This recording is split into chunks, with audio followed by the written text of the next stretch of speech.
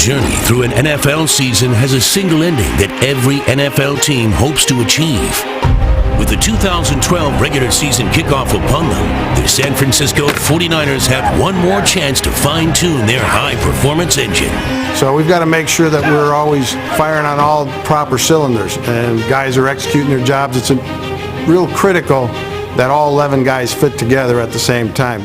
Tonight at the Stick, the Niners and Chargers collide with jobs on the line in the 2012 preseason finale, right now on the CW.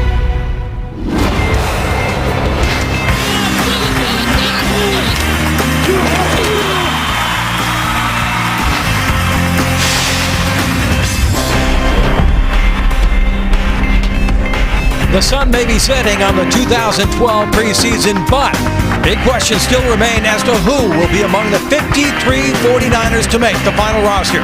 Those answers could come tonight as the 2-1 San Francisco 49ers host the undefeated San Diego Chargers. Good evening, everybody. Dennis O'Donnell alongside Tim Ryan. Can you believe it? We are 10 days away from the regular season opener in Green Bay. Now, the question is, which 49ers will be on that airplane to Lambeau Field? Well, that's a great question, Dennis, because I think in this game tonight there's a lot of intrigue because there are going to be a few roster spots that are won or lost. And I think one of the best battles to look at tonight is when you look at that sixth running back, which is really uncommon when you look at most NFL rosters. And the battles between Anthony Dixon and Rock Cartwright, and both very good players. I think when you look at Anthony Dixon, he's had his best offseason. He was here the whole offseason. He's in the best physical condition of his life. He's got great versatility. He's an outstanding special teams player, and now he's playing some fullback as well. Plus, he's younger and probably cheaper than Rock Cartwright. Now, having said all that, I don't think it's a lock. Rock Cartwright has got leadership skills in an area of special teams for Brad Seeley where I think he's going to need that with some of the youth out there. So this is definitely a battle that will be decided on the field here tonight. Spent a lot of time with Rock Cartwright over the years as a Raider, and about a half an hour with him after that game in Houston. He knows the situation, believe me. He wants to make this football team. Well, my role is special team. That's what I do. I kind of made a name for myself doing that. That's my niche. If I get the opportunity to run the ball, great. If not, I got to contribute on special teams. I mean, I said that's what I do. So, I think that's what they brought me here for. So I definitely got to show what I can do in the preseason and hopefully make this roster. Now, the other big battle tonight, Tim, is at quarterback for the 3 spot. And I tell you what, Colin Kaepernick, in my opinion, played his best game as a 49er last week. So now it comes down to who's the third guy. Yeah, I agree with you on Colin Kaepernick. And remember when Coach Harbaugh said it a few weeks ago, he's emerged as the number 2. I didn't believe him then. I believe him now because he did play his best game, and his athleticism it speaks for itself. But the battle for number 3, Dennis, I think that ship sailed a couple of weeks ago. I think it's Scott Tolzien's job no matter what happens tonight. Despite the relationship Josh Johnson has had in the past with Jim Harbaugh, I think they trust Scott Tolzien more. He's had a better preseason. He can function in this offense. He can throw from the pocket in a skill set that's different from the number 2 in Colin Kaepernick. So I definitely think Tolzien has won that number 3 job. Now, one man's position who's definitely safe on this football team is Aldon Smith. It's safe for years to come. In fact, there was a scare in the preseason opener when Aldon went down. The good news is he's back on the football field. It's good to see him in a uniform tonight. I wouldn't expect a whole bunch out of him as you get a look at him there, and just a physical freak in terms of what he can bring to the table. But number 1 priority in the preseason is get to real football, get to the opener healthy. So I wouldn't expect a lot out of that from him today. Now, I do think he can play every down. We haven't got to see a lot of it this preseason, but if all else fails, they've still got the ace in the hole in Paris Harrelson. So I'm excited as you saw the fist pump for real football when it gets going. You are jacked out of your mind. Yeah, you've heard that before. Yes, I have. Now, the Chargers are 3-0, but that doesn't matter. The fact that they were 8-8 last year does not bode well for Norv Turner, who came back a surprise to many in San Diego. Well, I don't think it's a surprise to football people because to me and to most people that know Norv and know this league, Norv Turner is an outstanding offensive mind. And he has an opportunity, I think, with Phillip Rivers at this point in his career, year number 9, to really make it happen. He's got a good roster, and I think when you look at this team offensively, if Phillip can cut down on the turnovers, and he had 20 interceptions last year, it led to -7 in takeaway giveaway. That's not good enough. He's got a whole new group of wide receivers he's throwing to, but he's got the one constant in the tight end, Antonio Gates, who's probably as healthy as he's been in many, many years. And we may see these two play a little more than most expect in this game here tonight for the 4th preseason game. Fourth preseason game, and there's so much anticipation here because we get ready for the real thing next week. There's only one man that is more jacked out of his mind than Tim Ryan. It's Vern Glenn, and he's on the sideline. Vern. All right, Dennis. Hey, let's just get right after it, man. It's going to be a long night for these position coaches as they try to figure out which one of these guys back here are going to be going as they get down to the final roster of 53. Every single thing that these guys on the bubble do tonight will be captured and dissected on this coach's tape. Couple of notes for you. 5 guys not suited tonight, including Mario Manningham, who was attending his grandfather's funeral. And it was nice to see Brandon Jacobs, the running back, jogging on the field earlier today. His situation is looking better by the day as possibly being ready for that Packer game. It'll be a big night for these bubble guys, including linebacker Cam Johnson. I point him out because this will be his preseason debut. He had surgery on his knee in June, and so maybe he's auditioning not just for the Niners, but the other 31 teams. Back to you upstairs. I told you he was jacked out of his mind. Patchy fog, fairly cool evening at Candlestick Park with temperatures, around the high 50s. The 49ers and Chargers have been meeting annually in the preseason, dating all the way back to 1971, and it certainly makes geographical sense for both teams, a short flight for that final preseason game. No coach in San Diego history has a higher winning percentage than Norv Turner, 52-34, including a 21-9 record against the AFC West, where his Chargers have won 3 division titles. Only George Seifert has won more games as a rookie head coach than Jim Harbaugh. Seifert won a Super Bowl. Harbaugh made it to the NFC Championship, but the bar has been raised once again in San Francisco, and Tim, nobody had more to do with it than that man. He is a grinder. Did you see him coaching at the end of that game in Denver, week 3 of the preseason? I promise you, Coach Harbaugh, and I've known Jim for a long time, in a point in this game, late in the game, where it may be meaningless to a lot of guys, Coach Harbaugh will still be coaching his rear end off. Yeah, it never looks like a preseason game with Jim Harbaugh on the sidelines, that's for sure. Nate Kading and LaMichael James standing in the end zone. LaMichael had that injury too that was a scare, but back in a Niner uniform, and he takes it deep in the end zone. Across the 20, and he's got running room across the 30 to about the 33-yard line. Ball comes loose, but a nice return. Gregory Gatson makes the tackle for the Chargers, and here comes Alex Smith.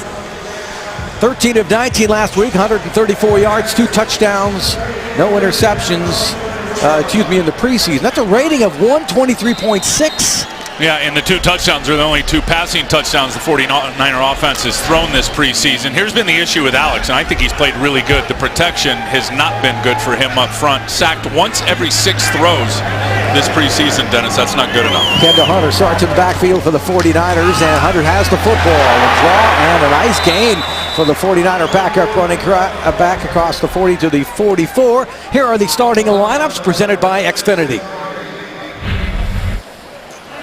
Kendall Hunter's going to get the start for Frank Gore tonight. Kendall, to me, has been the MVP of this offense in the preseason. A.J. Jenkins and Brett Swain going to get the nod. The rookie A.J. Jenkins and the veteran Brett Swain, who I think is on the bubble, trying to make this team get the start. And then there's that offensive line that has to get better in terms of protection for the quarterback, Alex Smith. Second down, short, and it's Hunter again. And Hunter gets across the 45-yard line. Takeo Spikes makes the tackle, a name very familiar to 49er fans. Here is the Xfinity defense, Tim. Yeah, so is that nose guard, Brea Franklin, right there for the San Diego Chargers, who's out there for Antonio Garay. A very good group of linebackers. Jarrett Johnson brought in free agency from the Baltimore Ravens. You saw Takeo Spikes' name on there. Butler's ready for a breakout season. And then their secondary, they're without Quentin Jammer in the game tonight. He is not playing. He is dealing with an injury. Oh, Chargers have been banged up the last couple of years, actually. First down as Hunter gets 10 over his first 2 carries, going to the outside. Spikes chases it down, and he's across the 50 into Charger territory as Atari Bigby makes the tackle for San Diego. Well, one thing you need to do, Dennis, as a wide receiver for the 49ers is you've got to be able to block. And here's A.J. Jenkins right here, and let's see his down block on Sean Phillips, the outside linebacker. And it's just enough. I mean, he's not going to kill anybody with that block, but it's enough to seal the edge for Kendall Hunter, who's able to pick up about 8 yards. Nice job by the 49er rookie, and Kendall Hunter came into the game with 14 carries, 81 yards, and is certainly adding to that total. An excellent preseason again for the 49er backup running back who won the backup job in last year's preseason. And Hunter, the ball carrier again, inside the 45 to about the 43-yard line. Getting in there behind Mike Upati. Bigby makes the tackle again for the Chargers. Yeah, and Takeo Spikes, 15 years in the NFL. Here he is. I don't think anybody told me he was going to take on a 300-pound fullback. Watch the block by Tukuafu, Will Tukuafu, right here on Takeo Spikes. Bang! Enough to open up a crease for the first down. That's the isolation play. They call it a bob play, back on backer. And that time, Will Tukuafu playing fullback gets the lead block there on the 15-year veteran. Swain to bottom of your screen, and A.J. Jenkins to the top. Those are your Niners starting receivers. Jenkins in motion, the fake. Here you Hunter, and it's Jenkins on the reverse. And he breaks one tackle, gets inside the 35 to about the 33-yard line. Nice gain for the 49er rookie. Eric Weddle comes over to make the stop for San Diego. 4 carries, 23 yards, by the way, for Kendall Hunter. Yeah, and everyone's going to go here with Kendall Hunter, and then look who it is coming around the corner, A.J. Jenkins, who can fly. I mean, that's one thing he can do. He has shown this preseason, Dennis. He's got separation skills. Sean Phillips, the outside linebacker, actually had a pretty good angle on him right there, but A.J. Jenkins put his foot on the gas pedal, and Phillips couldn't get there. Kaepernick now in a quarterback for the 49ers, so Alex Smith debut over. Kaepernick in the pocket, nice protection downfield, and incomplete. Boy, nice coverage that time. Selleck, the intended receiver for the 49ers, well covered by Atari Bigby. So Colin Kaepernick is in the game for San Francisco, coming off his best game as a 49er for the preseason. He's 13-21, 139 yards, no touchdowns, no interceptions. Is 115 yards rushing, or second on the team. Last year, Tim, in the preseason, his rating was 23.9. This year, 81.3. He has no interceptions right now, 5 in the preseason last year. He is much better. He's got much more command of the offense. He's still the terrific athlete, which means he's making a lot of plays outside the pocket. 49ers just had to take a timeout.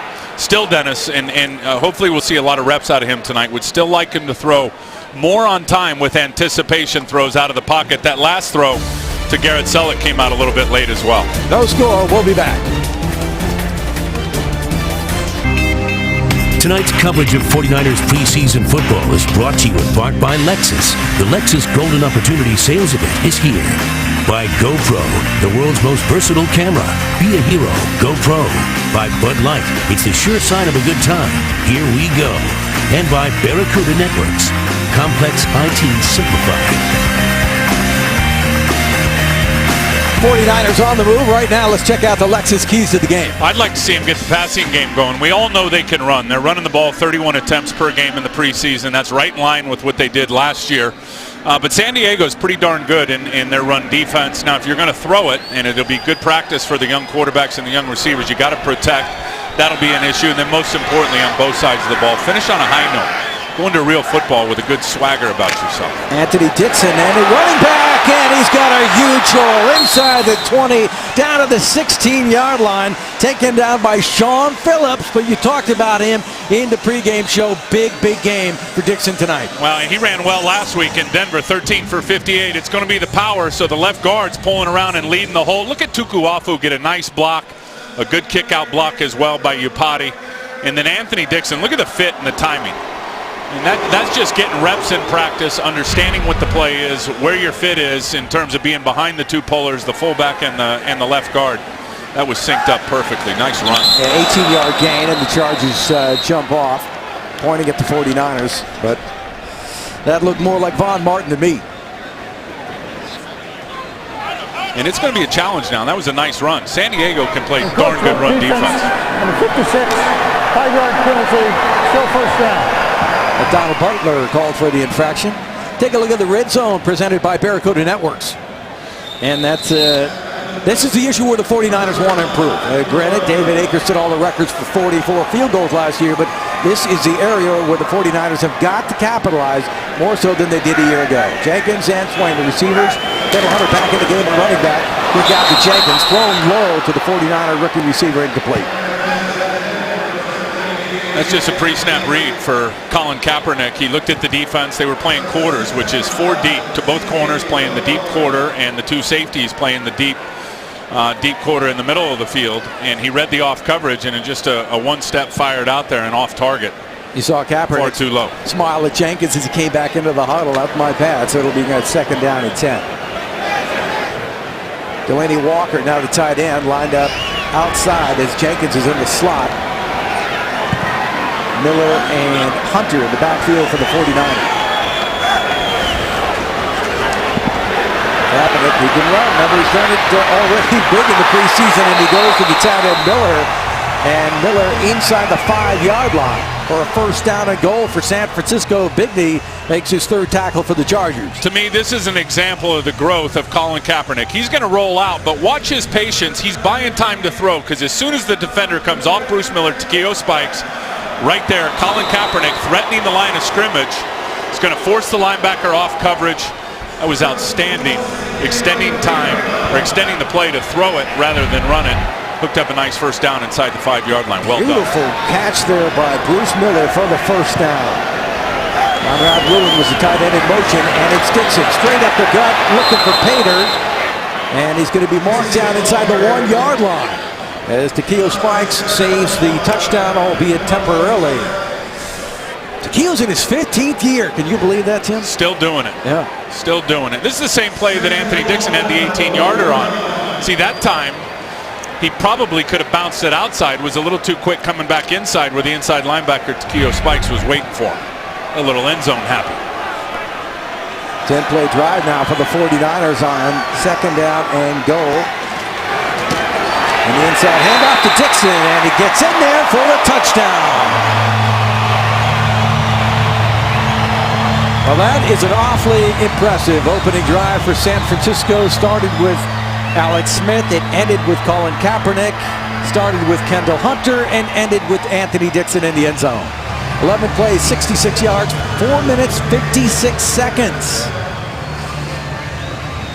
That's good vision by Anthony Dixon, because there was nothing up inside. Just a little side shuffle, found a crease and punched it in. Now Dixon, he knows the stakes. He knows what's at stake tonight. And a good opening first quarter for the 49er running back. David Akers will attempt the point after. Andy Lee is the holder. And the 49ers are on the board on their opening drive. 10:04 left to go in the first quarter. They take it all the way down the field and score a touchdown with Anthony Dixon. And we'll be back 7-0 San Francisco. Anthony Dixon, the double team, Joe Staley and Mike Iupati, they are not going to move Kendall Reyes. Not going to move him. So Anthony Dixon's got a sidestep. Now he's coming off the block of Will Tukuafu, who had a huge collision right there with Takeo Spikes and is able to punch it in for the short touchdown. That's all about being patient, opening your eyes, and having a good vision point to find the crease. Because Kendall Reyes, the defensive lineman for the San Diego Chargers, had it stuffed at the line of scrimmage at the point of attack. Well, the 49ers on their opening drive, 4 minutes and 56 seconds. Go 66 yards with a couple of quarterbacks, and they lead the Chargers 7-0. David Akers will kick deep to DeAndre Presley, rookie cornerback out of Appalachian State. Takes the football, crossed to 15, now across to 20, and did not get by Tremaine Brock, and that's where the Chargers will have the football. So Phillip Rivers takes over. And I'll tell you what, Rivers threw a career-high 20 interceptions last year, sacked 30 times, and he lost his favorite target, Vincent Jackson, to free agency. And then he lost another target, Vincent Brown, to a broken ankle in the preseason. Of course, he also threw for 4,600 yards and 27 touchdowns. Yeah, 25 points a game, which isn't too bad. Yeah, not bad considering all the woes he had on his offensive line. 49ers come on the blitz, and it's picked up nicely by Rivers, short of the 30-yard line, but he picks up 6 yards. Xfinity starting lineups. Well, they're without their starting running back, Ryan Matthews, who's got a broken clavicle. He is out. That's a collarbone, so he is not playing. Ronnie Brown will be out there for him in this game. Robert Meacham, a new addition, coming over from the New Orleans Saints, and here's where they've been really beat up. Jared Gaither, their left tackle, has been out most of training camp with a low back injury. Mike Harris, the college free agent, number 79, starts for him again tonight. Ronnie Brown, the ball carrier for the Chargers.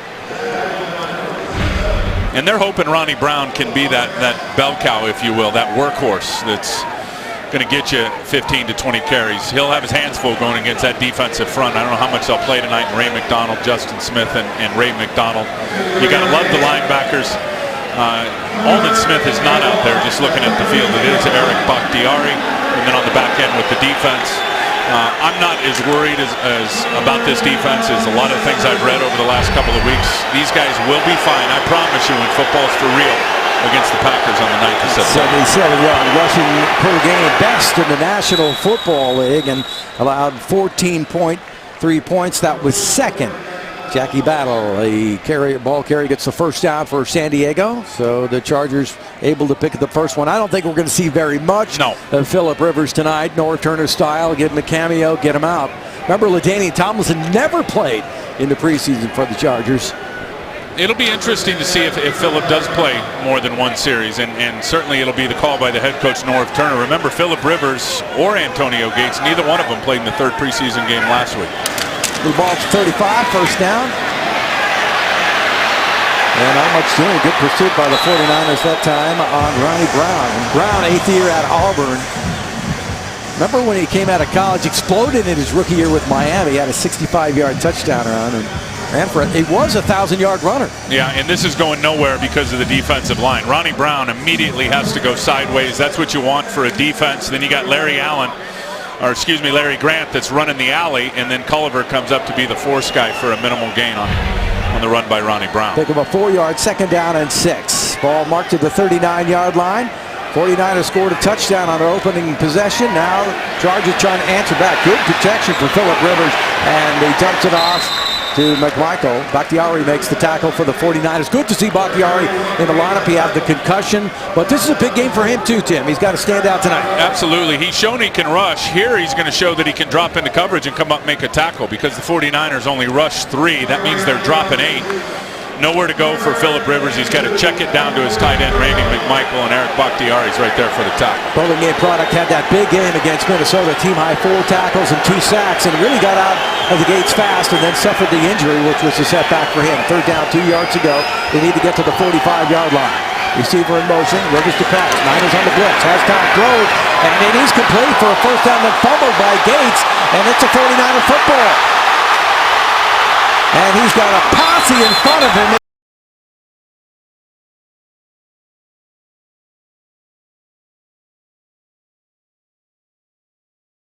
I believe it was C.J. Spillman who knocked it out. Trent Robinson who picked it up. Now you watch this play, and the 49ers came with a blitz up inside with the linebackers. Phillip finds the open man. He's able to get it to him, and Antonio Gates definitely looked like he had possession, was starting to run with it, and then C.J. Spillman knocked it out. 1, 2, 3, 4. That's definitely a fumble.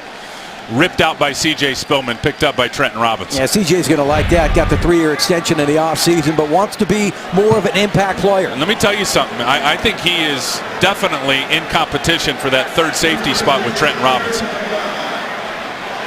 If you had asked me 2 weeks ago, I'd have said that's C.J. Spillman. If one of the safeties go down, C.J. Spillman's immediately going in. But over the last couple of weeks, I think Trenton Robinson has closed the gap on him. Yep, Spillman a good special teamer. He said, hey, versatility is the key to sticking around in this league. Kaepernick throws. He was looking for Brett Swain. That was a great throw. And he was under pressure, too. Gatson is in on the coverage, but Kaepernick under pressure with a beautiful throw to Swain. You got to like the way he stands tall and stays tough in the pocket. It's a 5-man pressure. He steps up, he unloads the ball as he's getting hit from behind. The ball looked perfect to me, and it went right through the hands of Brett Swain. Gatson tried to get a hand up on it. Maybe that deflected the vision point by Swain. He's got to catch that.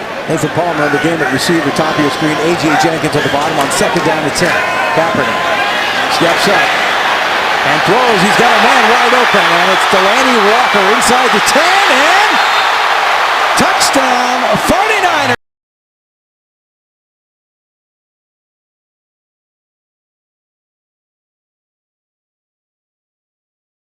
Seeing Colin Kaepernick go up here, Tim. Again, buying time with his feet. The pressure was on, and he stepped up and found a little throwing lane, and then off the run to his left makes a fantastic throw to Delaney Walker. See, he sees the pressure coming right up the gut. Most quarterbacks have issues with gut pressure. That means pressure right in their face from the interior. That's the second example tonight, Dennis. We've seen Colin Kaepernick buy time with his legs to be a thrower, not a runner, and both times he's thrown perfect passes. Yeah, Jared Johnson, number 96, was the man trying to get his hand up. I think he was surprised that Kaepernick was able to get that ball over his outstretched hand. 2 plays, 32 yards off that turnover created by Spillman. Timeout. Previous play is under review. Well, they're probably wondering if Delaney stepped out of bounds. Well, and all scoring plays that are called scoring plays, as you know, the rule last year, they go right up to the booth for automatic review. It's either confirmed or they send a buzz right down to him to say review it. And here, that's not even close. That would have been an easy confirmation if I was sitting up in the box. That was Fred Astaire right there. Beautiful move by Delaney Walker. There's so many weapons there. I mean, and just because it's called a scoring play, and I think a lot of people believe, Dennis, that if there's a touchdown, it's got to be reviewed. It's not automatically reviewed. It's only reviewed if the folks that are the observers up in the booth deem it reviewable. Otherwise, and based on what I just saw, should have sent a confirmation right down to the official and to the umpire that it's a touchdown and then let it play. Now, Tim, the officials that are looking at the review, those are not replacements, right? Well, they're the guys upstairs, but the guys upstairs, the observers, are not replacements. No, they're real, and most of them retired NFL referees. But now, as you know, the replacement's got to go under the hood. Now he's got to make the decision to review this play, and I think he will find it was an easy touchdown by Delaney Walker. Now, if you missed the news this week, the NFL did announce that the replacement officials will begin the season.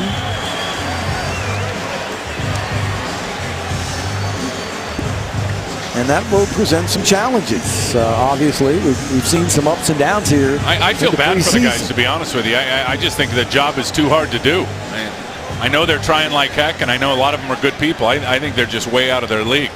Excuse the pun. Here's the announcement. After review, the ruling on the field is confirmed. The touchdown.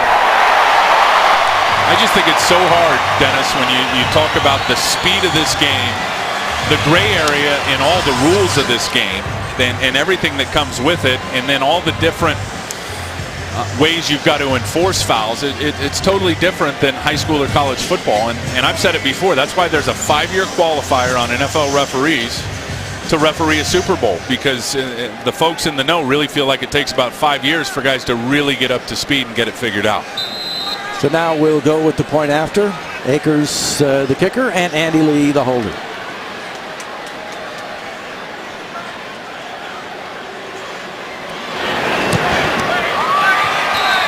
So the 49ers drive down the field on their opening possession. Then they create a turnover, and in 15 seconds they score on that, and they lead the Chargers 14-0. Here's the big catch by Delaney Walker. He's lined right up here at tight end. I can't tell you how intelligent this play is. And Greg Roman said it last year. He said Delaney Walker was the guy that was the brain glue that held it all together. He's going to read this safety in the middle of the field and know now that his receiver's taking that corner. There's going to be a big void over here unless this backer gets a lot of depth, which he doesn't. That's just perfect. And all of that play to me, the success of that play on the touchdown was made from the neck up by Delaney Walker, recognizing the coverage, understanding how to break the coverage, and then, of course, the run after the catch for the touchdown. That is the GoPro All-22 replay. Down to Presley, who's not going to get a chance to return that one. That goes out of the end zone, and it'll be first down for the Chargers at the 20. I think Phillip Rivers is coming back out. He's got work to do. Dennis O'Donnell with Tim Ryan and Vern Glenn, and the Niners all over the Chargers 14-0. The 1st and 10 line is presented tonight by Mazda, and the Niners have been all over and through that line tonight so far. And 49er style, too. They've been able to run the football, which has been impressive. The offensive line blocking has been pretty darn good here in the first quarter. And then what they did all year last year. Remember, they were plus 28 takeaway giveaway. They knocked the ball out 38 times, only had 10 on offense. That was the MO of the 2011 49ers. Turn it over and give it back to the offense on a short field. Plus 28 in the turnover ratio. Phillip Rivers remains in the game, and he completes it to the tight end, Antonio Gates, across the 30 to the 32-yard line. Tell you what, Phillip Rivers, some speculated last year, Tim, that, he's 30 years old. Maybe he's starting to lose a little bit of it. Maybe it was the injuries, but, he had so many injuries on the offensive line. Antonio Gates went down. Malcolm Floyd went down. Ryan Matthews went down. The only guy who was healthy all season was Vincent Jackson, but Gates is such a key to how Phillip Rivers succeeds through this offense. Yeah, Nate, he did Phillip a favor there. That was a pretty good catch. Low ball down on his feet from Phillip Rivers. Pick up a 10. First down at 10. Ball across to 30. Rivers. That time when he throws, and he's got Gates again. Gates is wide open that time. Trenton Robinson under coverage, but he gets across midfield to the 48-yard line. And Robinson has had a nice preseason, but left Gates open. Here comes Tavares Gooden on the blitz. This is all Minnesota did to the San Diego Chargers last week and absolutely destroyed him. Now, Phillip didn't play in that game. Phillip knows right here that he is going to get hit by Tavares Gooden and still is able to unload the ball on the corner route to Antonio Gates. Bang. Yeah, nice job by Ronnie Brown to pick that one up. Rivers 5 of 5, 55 yards. Gates 3 catches for 44 yards. There's only the turnover by Gates that stopped Rivers. And another pass. This is Malcolm Floyd complete to the 36-yard line. Chris Culliver there on the coverage. Floyd had a career-high 856 yards receiving in 2011. And really uses his big body. He's got a smaller defender on him, as you can see there with Chris Culliver. He goes every bit of 6'5", Malcolm Floyd, and the ball's a little bit behind him, but when you got a big body like that, and Phillip knows it, just put it somewhere on his body on that slant route, and Floyd will go get it. River City High School product out of Sacramento is Malcolm Floyd. And it's Brown. Takes the football, finds a nice hole, gets inside the 30, all the way down to the 27-yard line, shy of a first down, but the Chargers going right through the backup 49er defense.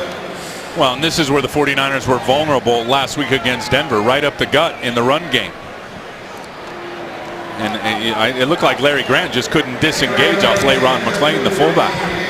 LaRon McClain got up through the line of scrimmage and got squared up on Larry Grant. Larry couldn't disengage to get in on the tackle before it was a big game. Second down and 2. Floyd and Meacham, the receivers.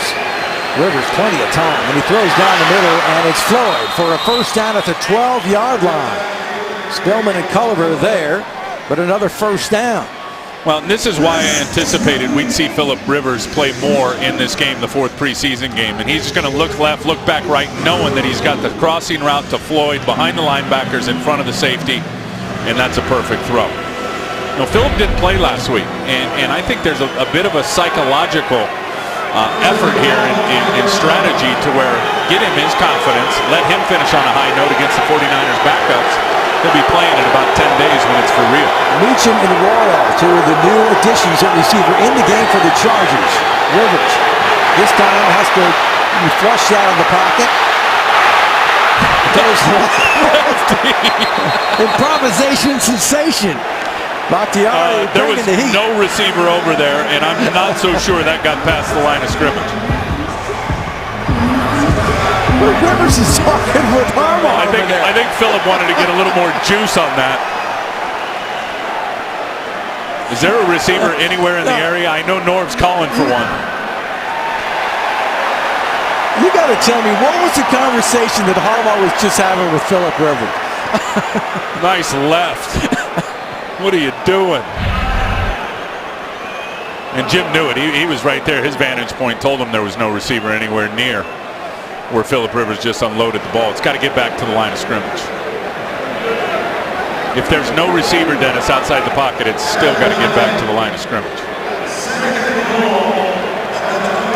I saw a flag down. Did they pick it up? What are they doing here? The ball back now to the 26-yard line.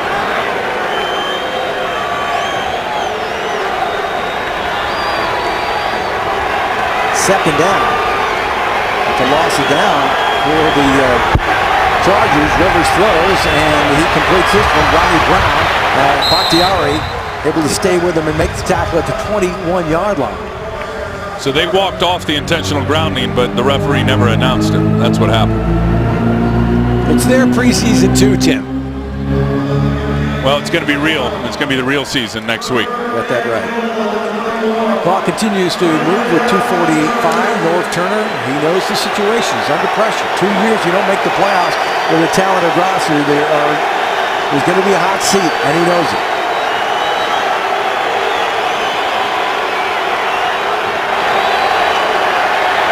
Rivers throws again. Plenty of time, and he throws, and it's intercepted. So Darcel McBath read that one as Rivers had all day to throw, and he picked it off. That's a bad decision by Phillip Rivers and a terrific play by Darcel McBath, who I think still is in the mix playing for a roster spot here on the back end with the 49ers. 2 turnovers for the 49er defense. McBath is all over this one. Here's the McBath interception on the GoPro All-22. We'll give you a great look at it. He's a deep half safety. They're just playing cover 2. You got the flat, you got the half. Floyd's going to go set in here. Phillip is going to be so mad at himself, Phillip Rivers, because he knows there's a safety sitting back there. He tries to fire it in there late. Malcolm Floyd's just trying to sit in the open void of the zone, and McBath kind of hid behind him, read the eyes of the quarterback, made a break on the football for a nice interception. That's 2 turnovers by the Chargers, and the song remains the same here, even in the preseason after the 49ers forced so many last year at plus 28. McBath, by the way, originally a second-round pick by the Broncos in 2009 with a big pick for the 49ers. And the rookie out of Oregon across the 30-yard line for San Francisco. Michael James, or 8 carries, 36 yards, 4.5 yards in the preseason. You can see he's got some juice to him now. He's going to try to hit it up inside, and then bang, he's going right to the edge on the perimeter. Runs through the arm tackle of the defensive lineman and is able to pick up about 7 yards. I haven't seen as much of James as we'd like because he injured his ankle against Houston. I think he was scared more than hurt in Houston, to be honest with you. Picks up 7 yards, second down and 3. Kaepernick throws, as he throws, and it was almost picked off. And the man standing there was Takeo Spikes, who nearly had to pick off. Would have loved to do that here against the 49ers preseason or not, right? 15th year, surpassed the 100-yard tackle plateau again last year with 106. He is 38 tackles shy of 1,000. And when I said LaMichael was scared, not hurt, I mean scared of his injury. I think he was very fearful that it was a catastrophic injury when he was laying on the field in Houston, and it really turned out not to be that bad. Sure looked that way. He had to have help getting off the field, and they carted to the locker room. This is Anthony Dixon. Dixon nowhere on 3rd down. That'll bring up a 4th down on the punting situation for the 49ers. I can tell you right now, San Diego Chargers defense has got a little game plan working. A lot of teams don't game plan in the preseason at all, but I think with Colin Kaepernick in the game, everybody's afraid of the little zone read with him getting out here. Watch them walk Eric Weddle up into the box, and he is going to be the guy that if Colin Kaepernick does not hand that off, he's the guy sitting in the running lane for Colin Kaepernick. That tells me they've watched tape and they've game planned for this offense, which I can tell you right now, the 49ers on either side of the ball, Dennis, have not watched any tape of any of their preseason opponents. Andy Lee's first punt of the game, Andrew Presley, who has opened up a lot of eyes for the Chargers in the preseason, breaks a tackle, not on the second one. Larry Grant, I mean, he is Mr. Do-It-All. Next man up, Larry Grant last year when he stepped in for Patrick Willis, but a 41 yards, a return of 2. Toyota, do the math stat. The 49ers led the NFL in average starting position in 2011. That was at the 33.5-yard line. And they led the NFL in average opponent starting field position at 24.3. And we talked to Brad Seeley this week, and he is, if not the best, certainly one of the best special teams coaches in the league. Yeah, I'll call him the best. I think he's got a little bit of work cut out for him with this group, trying to find 1 or 2 more real core special teams guys, but he's outstanding at what he does as a special teams coach. Klein takes the football. Charlie Whitehurst now in a quarterback in his 7th year at Clemson. Spent his first 4 years with the Chargers and never threw 1 pass in those 4 seasons. Then he goes to Seattle, where he started 9 games over 2 seasons, 6 starts in 2010 when he threw for 507 yards, 2 touchdowns, 3 interceptions, and a rating of 65.5. And Seattle gave up a bunch in terms of compensation. I believe a 2nd-round pick and a bunch of cash for Charlie Whitehurst because he was in the School of North Turner for 4 years. Didn't work for them. Did not, and he's back. Nice coverage there by Grant. Michael, the intended receiver. And that brings an end to the first quarter here at Candlestick Park, and it was a good one for the 49ers as they drive down the field and score on their opening possession. And then a Chargers turnover, and the 49ers turn that into a touchdown. Then, it's just like 2011. The 49ers leading the Chargers 14-0. We begin the second quarter at Candlestick Park. Dennis O'Donnell with Tim Ryan, Vern Glenn on the field, and you're looking at Cam Johnson, the rookie 7th-round pick out of Virginia. Some thought, Tim, that this guy had 2nd-round talent, but there were concerns on draft day about him having sickle cell anemia that Johnson said were blown out of proportion. Yeah, also had a knee that he came in with, and that knee's been problematic throughout preseason. This is really his first game action right here in a 49er uniform. Chargers 1 of 3 on 3rd down and 9 here, and it's complete.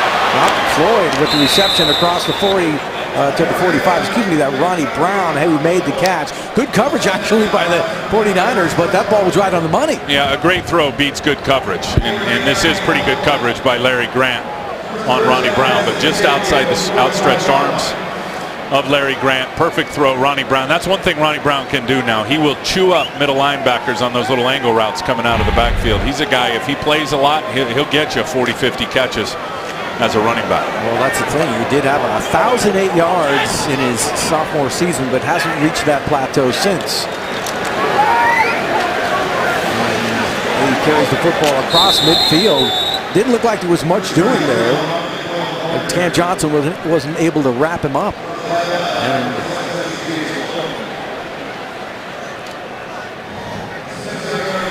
there's Cam Johnson right here. Just said the 7th-round pick. He's got to squeeze that. Now he's got to disengage and get in on the tackle.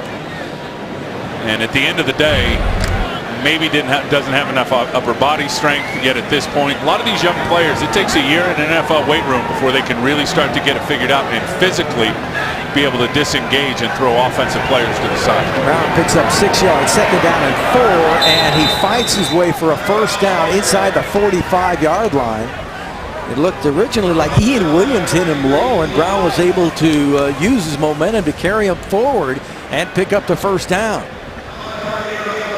Talk about players, I think it's a big game maybe for Ian Williams as well. I think Ian Williams, I think the top 6 are set, and I think it's going to end up being 7 defensive linemen for the 49ers with DeMarcus Dobbs as kind of the cross-trained guy, tight end, outside linebacker, defensive end. Watching the tape, Ian Williams, Dennis, has had an outstanding training camp. He was so deep at that position, of course. I don't know how Trent Baalke does it with all these free agents that not only make the team but play at a high level. Now the ball carrier leaps over Spillman inside the 40-yard line. Again, Cam Johnson couldn't disengage, and when I say that, that means have your hands on an offensive player. You can use your hands on defense, and it's Randy McMichael again. You've got to get rid of him. Shed him. Get rid of him. Well, that's why you can't. Randy McMichael was holding him at the point of attack. That's the reason McMichael called for holding. And they're going to get that most of the time. That's a good call by the line judge right there, because it's right where the run's going to, and there's no chance Cam Johnson can get out there at his gap of responsibility with McMichael and his hands outside the frame, holding him outside the jersey, outside the shoulder pad, excuse me. Yeah, you mentioned how deep the 49ers are and all the talent. You know, when it's time to make these final roster decisions, Tim, that there are a lot of GMs that are going to be looking at who the 49ers let go. Yeah, and I think that's the first time in a while you can say the 49ers will be letting guys go that are real NFL players. 1st down at 20 now, and it's Brown, the ball carrier, breaks 1 tackle inside the 50 to about the 48-yard line. Trent Robinson there, along with Tukuafu. Here's a good example of run defense, and it's Ian Williams. There he is, right on the nose tackle. He knows that he's got this gap, the A gap, which is going to move. That's the gap in between the center and the guard. He does that absolutely perfectly. Problem is the linebackers got blocked and it ended up being a decent gain. You couldn't do it any better there, though, if you're Ian Williams, in terms of taking care of your gap, as your gap, because of the blocking action, moves down the line of scrimmage. Picks up 6, 2nd down and 14. Whitehurst, a lot of time again, and he throws, and it's incomplete. He was looking for Meacham, or the intended receiver, Chris Culliver, there on the tackle, on the incompletion.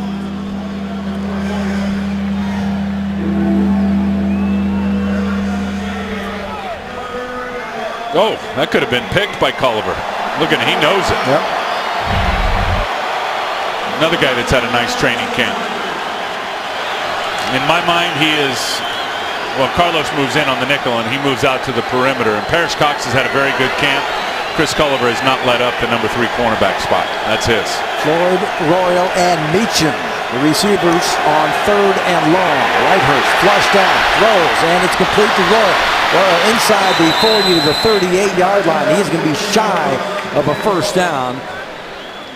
Royal in his 5th year, played his first 4 years in Denver. 3rd and forever, and the 49ers do what a lot of defenses do. They're going to rush 3. They're going to drop 8. They're going to force Charlie Whitehurst to unload it underneath in the shallow crossing route. Now rally up and make the tackle. They're able to do that short of the first down. So we're going 4th down and 4, and the Chargers are going to go for it. It's preseason.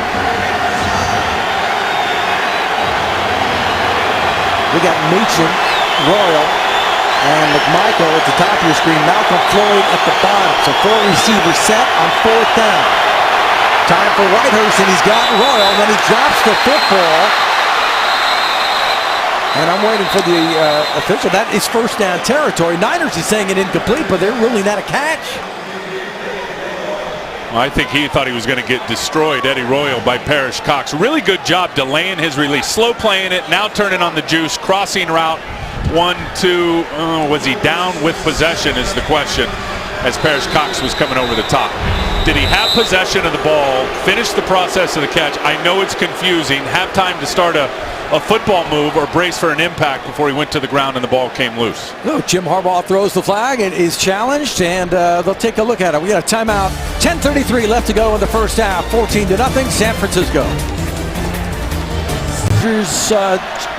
Think they have a first down. Harbaugh throws the challenge flag, and it looks like this will be overturned, you think, Tim? I would think so, and I don't fault the officials for calling it the way that they did, because we know the ground can't cause an incompletion. I just don't think he ever had possession, as Parrish Cox did a great job of ripping his arms apart, separating his hands. The ball started to slide down his body as he went to the ground, and then it popped out. After review, the ruling on the field that there was a completed pass is reversed. It was incomplete. The first down, San Francisco at the 38-yard line. Timer reset the game clock to 10:55. Thank you. So Harbaugh wins the challenge, and you brought up Parrish Cox, who's just had a fabulous preseason for the 49ers. Coming into the game, they had 2 picks, both by him. And watch him here as Eddie Royal. It's a good throw, and Eddie Royal's got it for a second, but watch Parrish Cox with his left hand rip the left arm away from the football from Eddie Royal, and then C.J. Spillman's coming over the top. But really, that was all Parrish Cox making that play and pulling that football. Almost like a turnover, Tim, because it would have been a first down for the Chargers. Instead, it's a first down for San Francisco. Colin Kaepernick remains in the game for the 49ers. A.J. Jenkins and Brett Twain are the receivers. Cartwright down in the backfield for the 49ers. Jenkins coming across, gets the first down near midfield. And that was Presley who made the tackle. It's a good thing he did, because Jenkins had some running room after that. Really impressed with Colin Kaepernick. Watch the 5-man pressure again. Watch it collapse around him. He's got pressure down at his feet. He throws a strike to A.J. Jenkins, who's locked up in man coverage. Colin's been impressive. Last week at Denver and again tonight, this is the best football I've seen him play as a San Francisco 49er. I agree. I think last week was the coming out party for this man, and he has solidified his spot as the number 2 quarterback behind Alex Smith. Fake to James. Now Kaepernick, he can move. And he runs out near the line of scrimmage. But again, a smart decision even there to tuck the ball down rather than throw an interception. Shows the maturity of a young quarterback. Anybody who covers this football team know the beat writers say that they've seen an emergence of Colin Kaepernick. Of course, it came from a very wide open, spread open offense in college, and didn't have OTAs last year because of the lockout. So this is his first full off season with Jim Harbaugh and Greg Roman's offense. Second down. Kaepernick has time. He lofts it up there for a wide open Completion to Selleck, the 25-yard line. And that was a beautiful pass. And again, throwing from the well, throwing from the pocket. Identifying the coverage, knowing that he's got the corner route open, which is going to be behind the corner and up in front of and on the side of the safety, and drops an absolute dime on Garrett Selleck. 37-yard gain. Ball marked to the 14-yard line. First down for the 49ers. Swain, Jenkins, and Selleck. Selleck lines up in the slot now. And it's James. Cartwright, the ball carrier, his first carry for the 49ers. I think they're going to get Mike Person on a hold here is what it looks like. There's another guy who I think is playing for a roster spot tonight. Holding, 78 offense, 10-yard penalty, line of scrimmage, replay, first down. Again, it's out on the edge. Antoine Barnes is trying to keep his outside shoulder free, which he does. That's a nice cut by the back up inside. That call could have gone either way, if you ask me. So it places the ball back at the 24-yard line. Maybe from the official's vantage point, the umpire's vantage point, he saw Jersey getting pulled away from shoulder pads. I couldn't see that from up here. First penalty with the 49ers, played a mistake-free game, and that one should be against San Diego. At least that's what the 49ers are claiming. Neutral zone infraction, 91 defense, 5-yard penalty, still first down. And the big rookie out of Connecticut, Kendall Reyes, second-round pick. With a huge future ahead of him out of UConn. They love this guy. I know in talking to guys down there, he is super explosive in the weight room. He can run. He was impressive at the Senior Bowl in Mobile, Alabama. I think they feel like they stole one. A lot of guys had a late first-round grade on Kendall Reyes. Very strong preseason for Reyes. Ball inside the 20 now on 1st and 15. And it's Nathan Palmer. Nathan Palmer got a block from Swain, but couldn't break it. Picks up a nice gain to about the 13-yard line. Keskar makes the tackle for San Diego. When you love your defensive lineman, just talking about Kendall Reyes, watch number 91 pursue to the ball here. That ball's out. He's going to stick his cleat in the ground. You're going to see 91 flash into your screen right there and run into the ball. And that's really what it's all about at the end of the day if you're a defensive player. That one intended for Swain, who has also already caught a touchdown pass on a similar pattern, incomplete. Swain had a 4-yard touchdown catch. The 49ers opening drive of the preseason. He was signed when Joshua Morgan went down with an injury last year.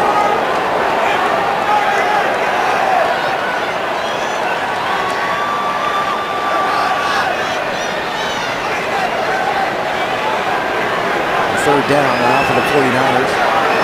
And 8. It's already on the touchdown. Delaney Walker. And it's flushed out. And he throws it. And he's got one. How about that? A.J. Jenkins with the touchdown for the 49ers. And Kaepernick just continues to impress him because he had to get flushed out, find the receiver, and he found Jenkins for a 13-yard score. I think I'm going to use Coach Harbaugh's moniker, start calling him the capper. Did he cap that drive off or what? How about getting up to the line of scrimmage and changing the play? Reading the defense, reading the coverage.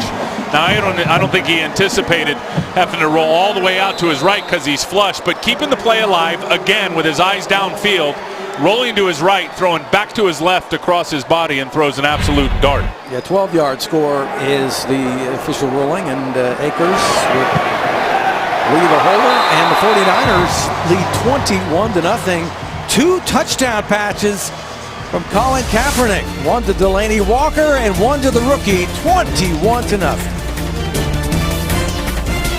Play by Colin Kaepernick here for the touchdown. There's a game, so the end's going down, the tackle's coming around. Colin Kaepernick just senses it. He feels it. His eyes are downfield. He feels the rush. Now he peels out to the right. That's easy for him, running away from a defensive lineman. Now, if you just stop it there for a second, you could actually see this guy getting spun around, that being the safety, and everybody starting to draw up in the underneath coverage in the fear that Colin Kaepernick is going to run. And we've already seen him several times tonight threaten the line of scrimmage with his legs to become a thrower, which opened up the window for A.J. Jenkins, and the scramble drove keeping it alive. That was perfect. Capper, 6 of 11 with a couple of touchdown passes. Presley takes the ball. And across the 22, about the 21-yard line. McBath and Thomas there for the stop. Return of 27 yards, and the Chargers, they got some work to do. Power is still rising. Funny, for a guy like that, take a listen to this as he was starstruck when he first entered the locker room. Yeah, I had my time when I first got here in like the locker room, and the vets came in. I seen Pat Willis, Brandon Jacobs, and Alex Smith, and Randy Moss, and just even Coach Harbaugh. I'm like, so it kind of surreal for a moment, but after a while, you just become one of the guys. All right, thanks a lot, Vern. Chargers, Whitehurst remains at quarterback. Yeah, that's listening to A.J. Jenkins. I think we all had those experiences as rookies, and the guys that he named, awesome players, Coach Harbaugh as well, and the presence that he brings. I went into an NFL locker room in '90. Dan Hampton, Steve McMichael, Richard Dent, Mike Singletary, Dave Duerson, not to mention all the guys on offense that were Pro Bowl players. And the guy I remember most of all was Mike Ditka, the head coach, and how mesmerized I was by him. Well, I would be too. Pretty intimidating. I never realized he was that big. The guy's huge. Michael Spurlock made that reception. 49er fans may remember him. 2 big catches last week. But he was with the 49ers in the 2009 preseason when Michael Crabtree was held out, and he was waived on November 3rd. Just finds the void behind the linebackers and in front of the safeties. But love the way C.J. Spillman's trying to just rip everything out. I mean, all these 49ers, if you don't talk about it and practice it every day, you don't do it when you get opportunities on game day. I know they talk about it. It's obvious they're trying to jar it loose. First down from the 40-yard line. Whitehurst going downfield and incomplete. He was looking for Richard Goodman down there, but well overthrown. You noticed one of the offensive linemen for the San Diego Chargers out there is Mario Henderson, the former starter for the Oakland Raiders. And there he is, 4 years with the Raiders before they released him after the lockout. And he was out of football in 2011. And he said, boy, when you go from a $40,000 a week paycheck to 200 in the indoor football league, it's a rude awakening. Home Field Advantage has a new home, folks. Join the new stadium wait list today to join your fellow 49er faithful at the new Santa Clara Stadium. Seat selection begins in September. Visit newsantaclarastadium.com to learn more. And Gideon Yu, the 49ers co-owner, will join us in the booth to talk about that coming up in the third quarter. 3rd down and 7. Whitehurst, plenty of time, and he throws, and it's complete. McMichael, the tight end, has the first down. Mosley over there on the coverage for the 49ers. This guy's good insurance policy for San Diego. 30 receptions, 271 yards, and 14 starts last year in his 11th year. But, as Gates has had those recurring foot problems, this guy's been valuable. Yeah, and I think that's exactly what he is insurance. They drafted Ladarius Green out of Louisiana Lafayette. They do like Dante Rosario, who's not playing tonight. You got Gates and you got Corey Sperry. You got 5 tight ends right now on the roster. Ball at the 43-yard line. First down for the Chargers. Here come the Niners on the blitz. Whitehurst able to get rid of it, and it's complete. And it's Goodman with the reception for the Chargers. Goodman had a 105-yard touchdown return against the Raiders in January. And this is too easy. I mean, Mosley never gets his hands on him, and as soon as Goodman got Mosley to turn his hips, you see him put the brakes on and come back to in front of the sticks, and then able to fall forward for a first down. And Mosley struggling defensively with the 49ers, and it's another first down for San Diego. Pass out of the backfield, and that was incomplete, and it was almost picked up. Jacob Hester was the intended receiver for the Chargers, a career-high 28 receptions out of the backfield in 2011. Whitehurst 5 of 10, 63 yards.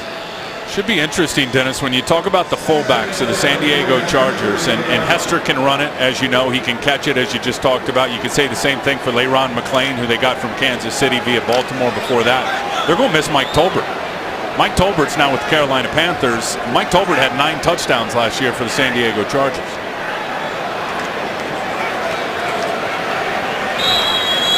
And this time it's Edwin Baker with his first carry, rookie 7th round pick out of Michigan. That's 2 good plays in a row for Gooden, who's been flying around the field tonight. He just almost had the interception in man coverage on Hester, and here he's taking on an offensive lineman, gets thrown to the ground, and is still able to make the tackle on his way down. He was a starter alongside Ray Lewis in 2009, but he just couldn't stay healthy.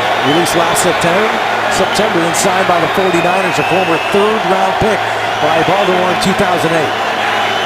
Another 3rd down situation, 3rd down and 8 for the Chargers. Whitehurst, here come the Niners on a double blitz, and they got back at the 40-yard line. Giving it up for Gooden, had a strong series there.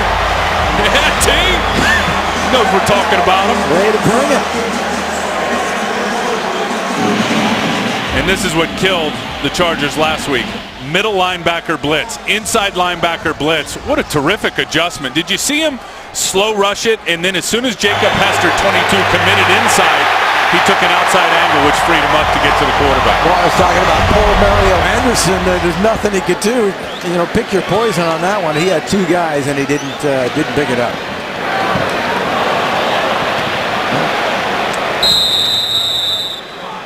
Chargers did something right, Tim, inside the 5-yard line. Corey Lynch downs it. Nice job by Malone. 37-yard punt, no return. 3:48 left to go in the first half. I'm going to show the audience just how good this sack is by Tavares Gooden. Here's Jacob Hester, who's got him in protection. As soon as Jacob Hester commits to that spot, as Tavares is going up here, he commits in between the guard and the tackle. A clever little reroute on his rush for Tavares Gooden to find an opening around the edge. You see that? See as Jacob Hester filled up in there, he comes around the end and is able to turn the corner on Michael Harris for a nice sack. Really well done.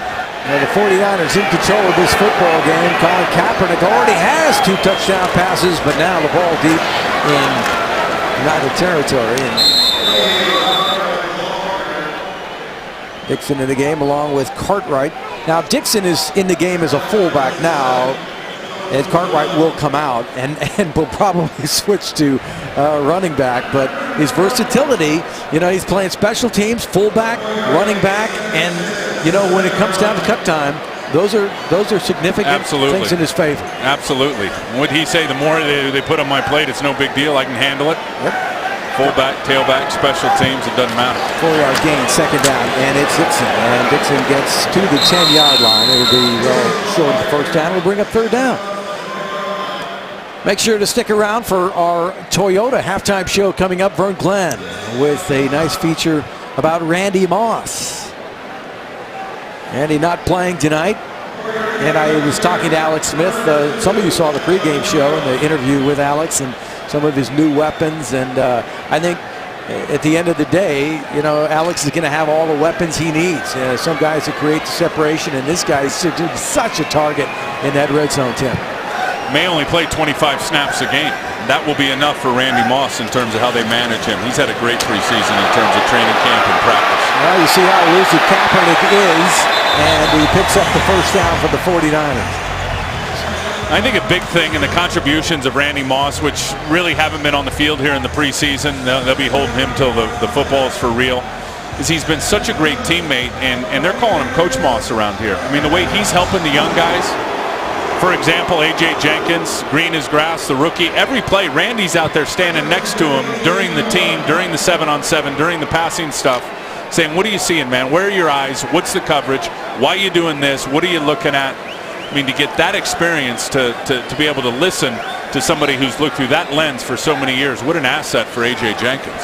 On the blitz come the Chargers, and it's picked up on the 49ers. Swain with a completion short, but better than taking a sack.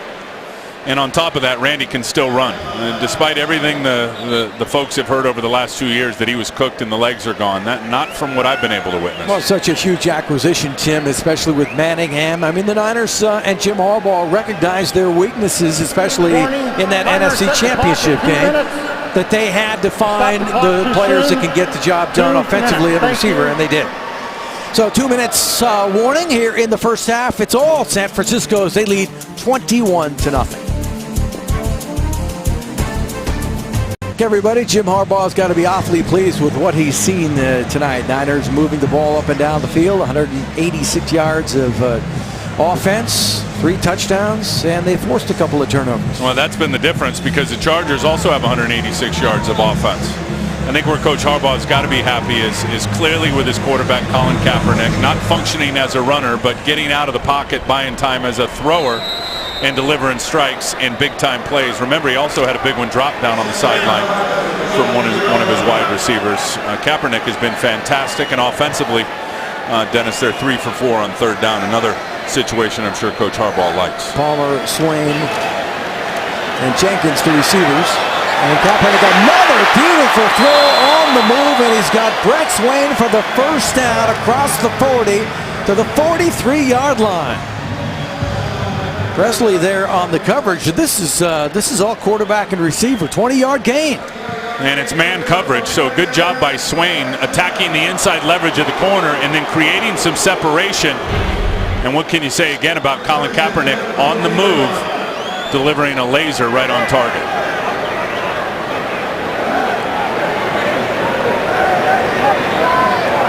Then out of bounds with 1:53 left to go on 1st down.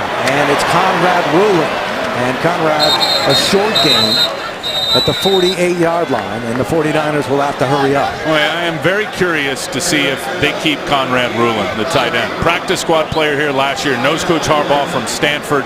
They've been cross-training DeMarcus Dobbs as the 3rd tight end. Very curious to see if he makes it. Kaepernick throws, and it's complete. And it's Rulin again.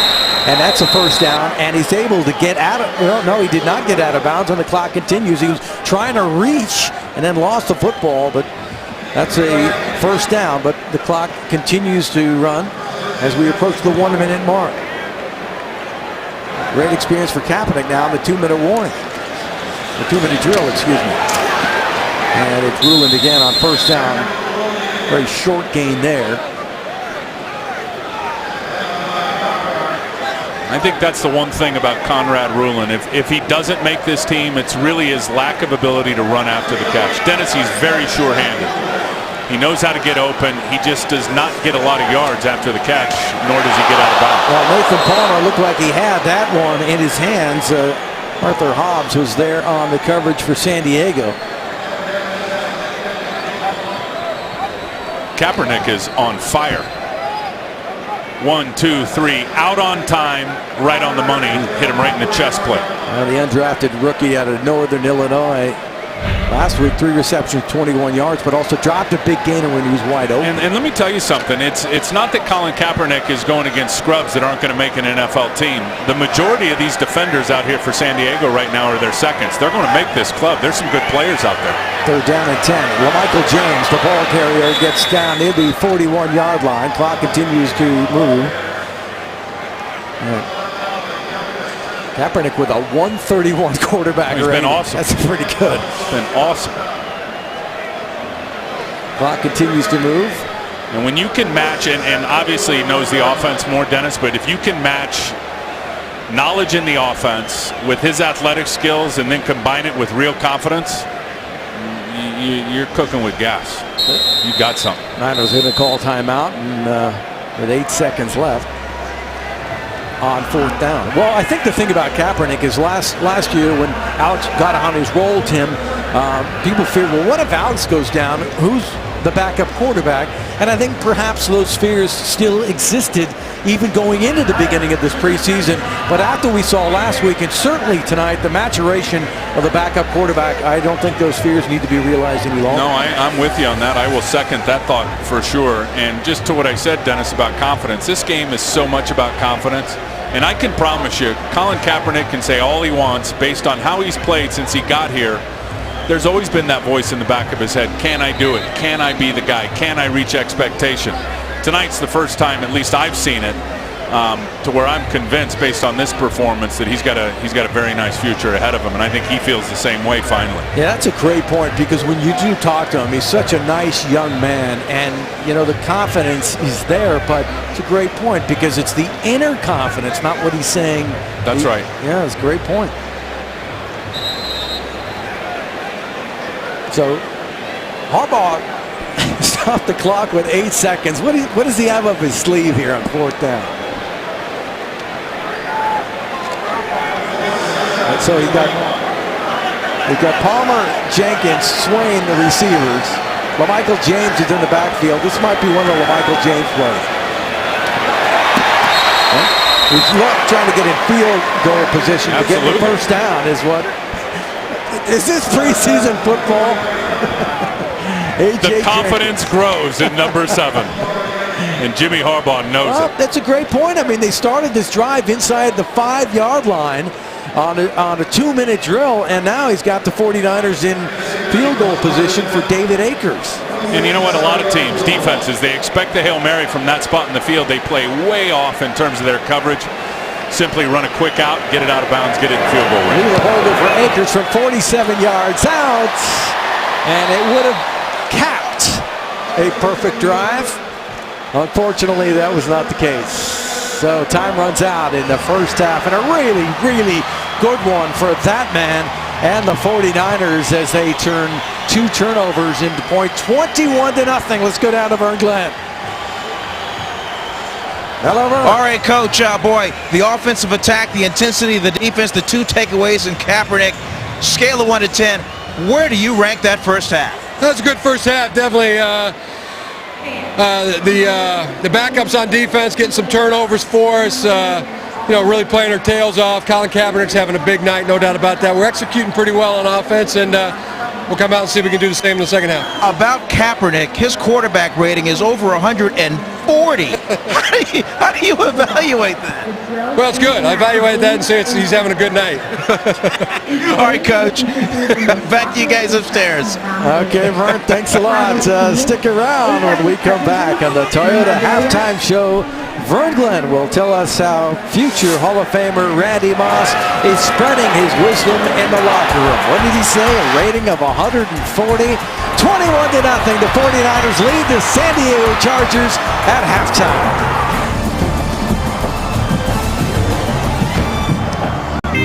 Tonight's coverage of 49ers preseason football is brought to you in part by your Northern California Toyota dealers and by Chevy's Fresh Max.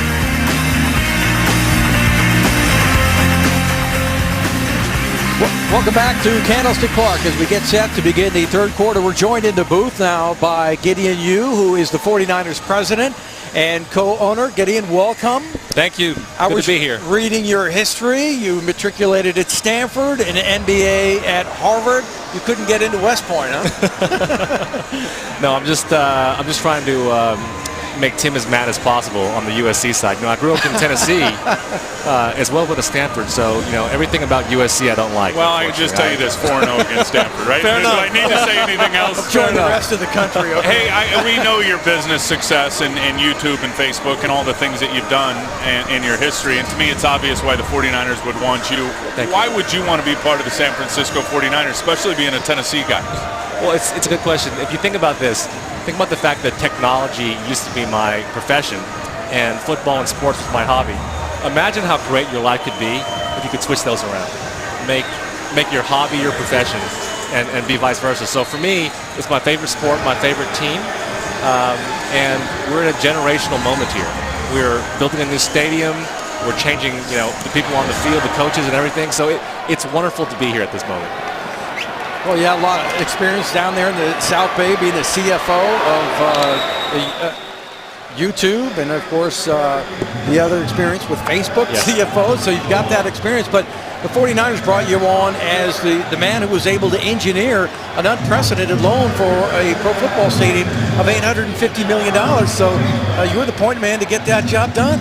Well, I got to tell you, it starts with a great leader, and I'm sure you guys have spoken to Jed up here several times. He laid down the vision for us and said, hey, is there a way for us, not just in 15, but in 2014 season, can we get this loan done ahead of time? Can we deliver the experience and the stadium to the fans a year early? And so we went out there and said, hey, it's worth a try. Let's go out there and give it our best shot. And, being in a situation where we had a very good year on the field really helped us out with the loan. Obviously. Yeah, I can imagine that. Now, it helped. I got to ask Definitely doesn't hurt. I got to ask you this though, and what are you doing, and all of the 49ers in the front office, and all you guys doing to stimulate those construction companies that are putting that thing up at an unbelievable pace? It's like every day that new stadium continues to grow. It's been awesome. Yeah, Timmy, it's amazing for us. Only about 4.5 weeks ago did we start putting steel in the ground. And right now we have about 3,000 pieces of steel up. We're about 15% completed with the entire stadium. I mean, it's amazing. You go there now, and you start to see a stadium. The steel is now, like right there, the steel is now completely circled the playing surface. And, by the end of the year, we'll actually have the suite tower steel up too, so it'll look like a full-on stadium. And looking at it, and looking at the models for it, and the size of that lower bowl, it doesn't look like there's going to be a bad seat in the house. Absolutely, and look, here's the cool thing about it. We have a stadium that, with the same number of people roughly, about 68.5, is 2 times the size at 1.85 million square feet. And here's the cool thing: we have 3 times the size concourses that we do in Candlestick, and then for the ladies out there, 3 times as many female bathrooms. So no waiting in line? Can you guarantee that? I can't guarantee that. What I will tell you, though, is we'll make it as painless as possible. So part of our technology in the new stadium will be, potentially, some cameras that'll show you how long the lines are. Some technology that will say, hey, maybe this line's too long for concessions or for bathrooms. Maybe you should go to the other line. So, wow, we'll have some cool stuff like that in there. Well, green is in too, right? So the green is a big factor down there at the new stadium. Incomplete as they picked up the first down. Battle did get the first down. But Whitehurst hits the turf on the pressure by the 49ers. Masafilo was just brought back to the roster trying to make an impression. Nothing like a second opportunity for Masafilo, released and then brought back. Chase Beeler was released, and then here he is as he gets back on the roster, just working. Absolutely destroys the offensive tackle just with effort. Ends up getting a nice hit on the quarterback. Yeah. Go ahead. Yeah, and Dennis, along the lines of, like you said, green is a really big thing. In Northern California, this would be a Northern California stadium. And from the green perspective, what you see from us is a unique mixture of LEED certification. We're going for potentially gold on LEED certification. And what you'll see from us is we will derive the vast majority, if not all, of our energy from sustainable sources like solar. Which is fantastic, and I think what fans really care about, see that one at the bottom? Heavy light rail, 13 freeway entrances, and 30,000 parking spots. Now, listen, I love Candlestick. I grew up in San Francisco, but nobody likes when it takes 2 hours to get home. Yeah. That's not going to be the case here. Absolutely, and you also have the infrastructure there, for the convention center, right? And so, there are 4-lane roads coming in and out of the stadium. Okay. And all that comes with that. So for us, we love Candlestick. We spent a lot of our lives here, a lot of great memories here.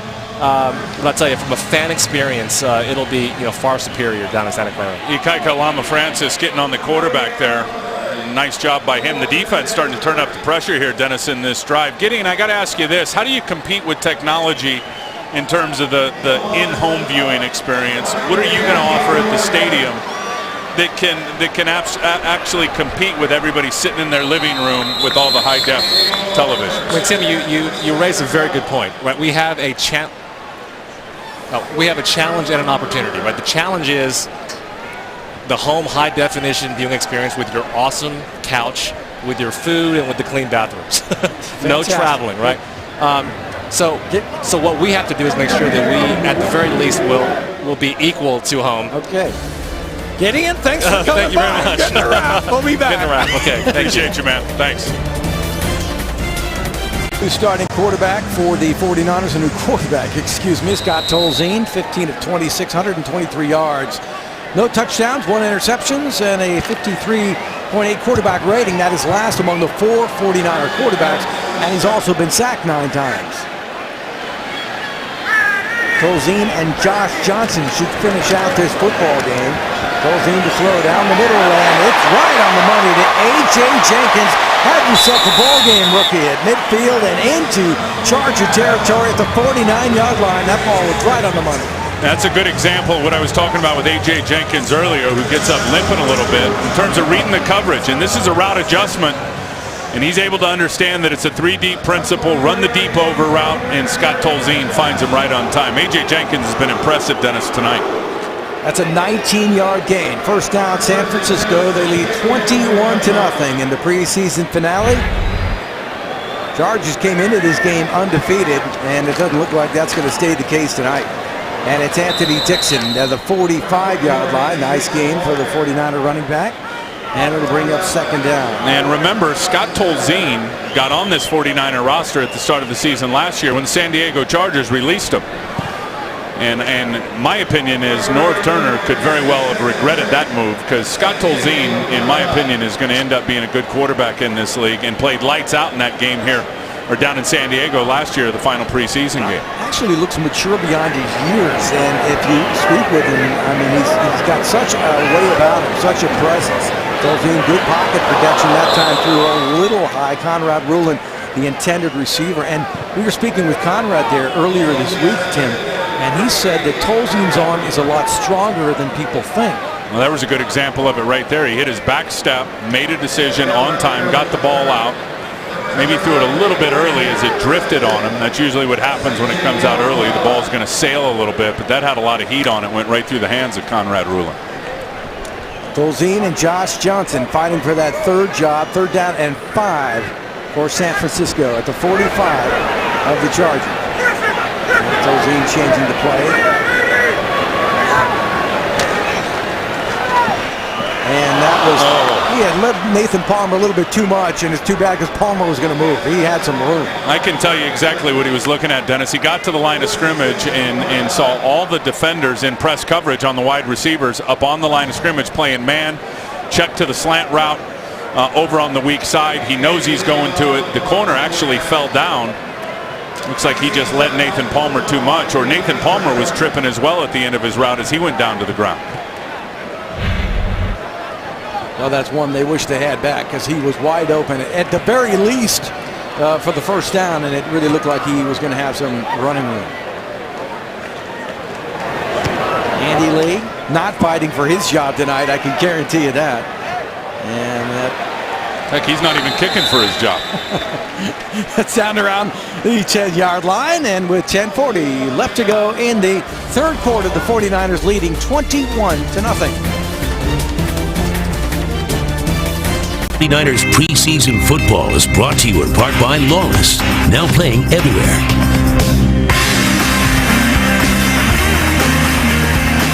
Welcome back, everybody, to a little fog setting in on Candlestick Park.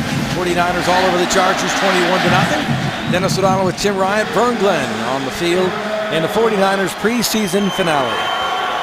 And the Chargers have the ball deep in their territory. Ball at the 10-yard line. Whitehurst remains at quarterback. Battle of ball carrier. And he picks up about 4. McBath on the tackle for San Francisco. Well, he battled for that because there was nothing on the inside in terms of a running lane. Ian Williams clogged it up on the down block. The linebacker, Phil, shrunk the hole, and Jackie Battle really made something out of nothing. Yeah, he ran for 597 yards and a couple of touchdowns with Kansas City last year, Tim, and sees himself filling the role of the departed Mike Tolbert, who you think is going to be a big loss for this team. Special teams, carrying the ball, running it, and thinks he could be the short yardage man. And he's got the football again. I think you look at the AFC West, and it's kind of a toss-up. I mean, you had 3 teams at 8-8 last year, and Peyton Manning now with Denver, and a healthier, I think, San Diego team, but there's questions there. And Kansas City, the question of quarterback with Castle, and the Raiders probably rebuilding. Now, that all sounded good. Did you see Peyton play last year? Or last week, rather? Yes, I did. Yeah, Denver in the AFC West. Yeah, I mean, if it's 9 wins to win the AFC West, he improves you by 1 game, certainly.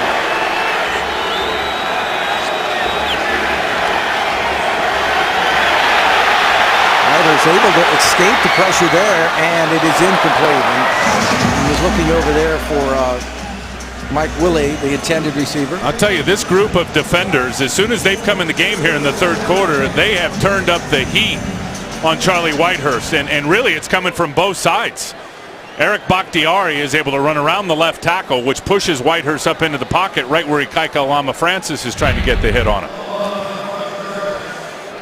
So the Chargers now 4 of 10 in third down conversions. LaMichael James standing at the 40-yard line of San Francisco. Calls for the fair catch now inside the 50 and almost lost the handle, but he's got the football, and that's where the 49ers will take over. Excellent field position. So once again, a timeout. 49ers leading 21-0. Left to go in the third quarters. Tolzien is out. Josh Johnson is in. Are you surprised? A little bit, but just looking at the body language of Scott Tolzien down there on the sideline, to me it looks like he's going to be going back in. I don't think he's done for the night.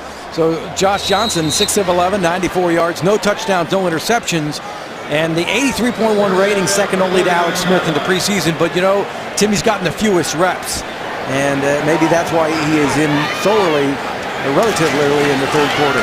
And it's Nathan Palmer. Nice running, and look at Palmer go. It's a foot race, folks. The 10, the 5, touchdown. Nathan Palmer. Welcome to the game, Josh Johnson. 51-yard score, and he put it right on the money, and it was just a foot race after that.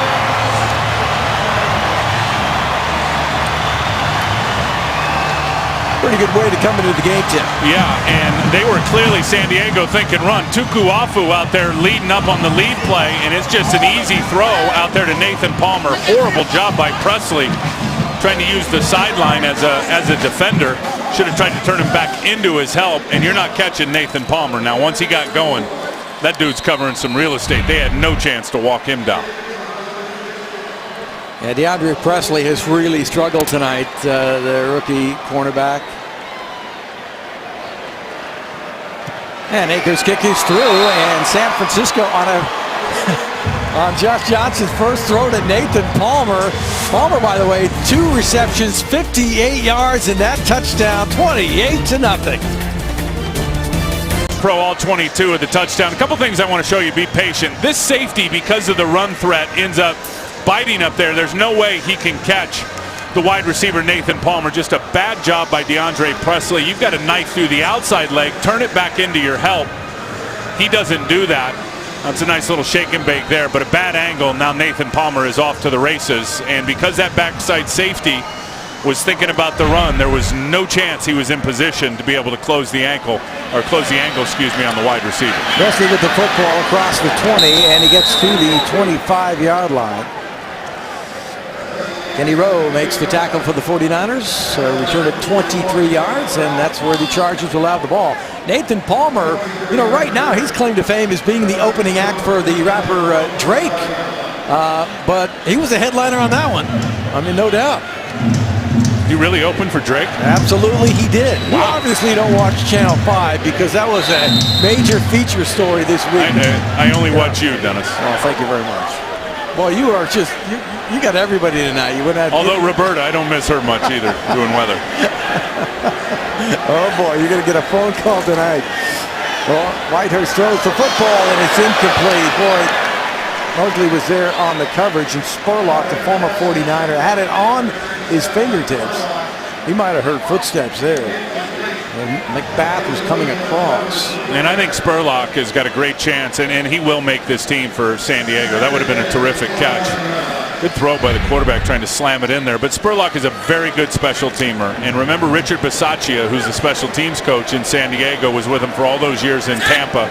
You couple that with the injury to Vincent Brown, one of their wide receivers, I believe Spurlock's going to make it. Battle the ball carrier on second down at 10, and hit immediately at the line, got a yard.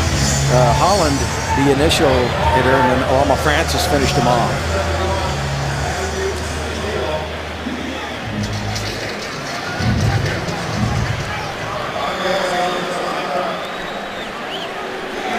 So we'll make up third down at 10 for San Diego, trying to make something positive happen. They came into this game 3-0, but they have been stifled. 4 of 10 on third down conversions.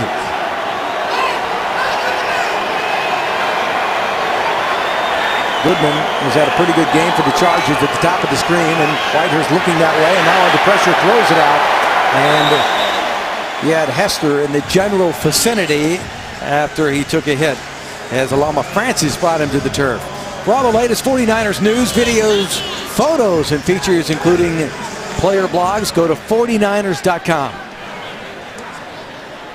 And they're going to be busy this week, Tim. I tell you what, with the Green Bay Packers coming up and all the little subplots going on there.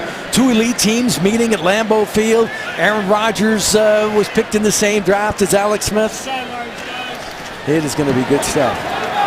Get ready to play with 5 defensive backs, because they're going to run those 4 wide receivers out there all day against the 49er defense. Well, Michael James to the 25-yard line. How about some Bud Light trivia? Jim Harbaugh only beat the 49ers once in his career. Which team was he playing for at that time?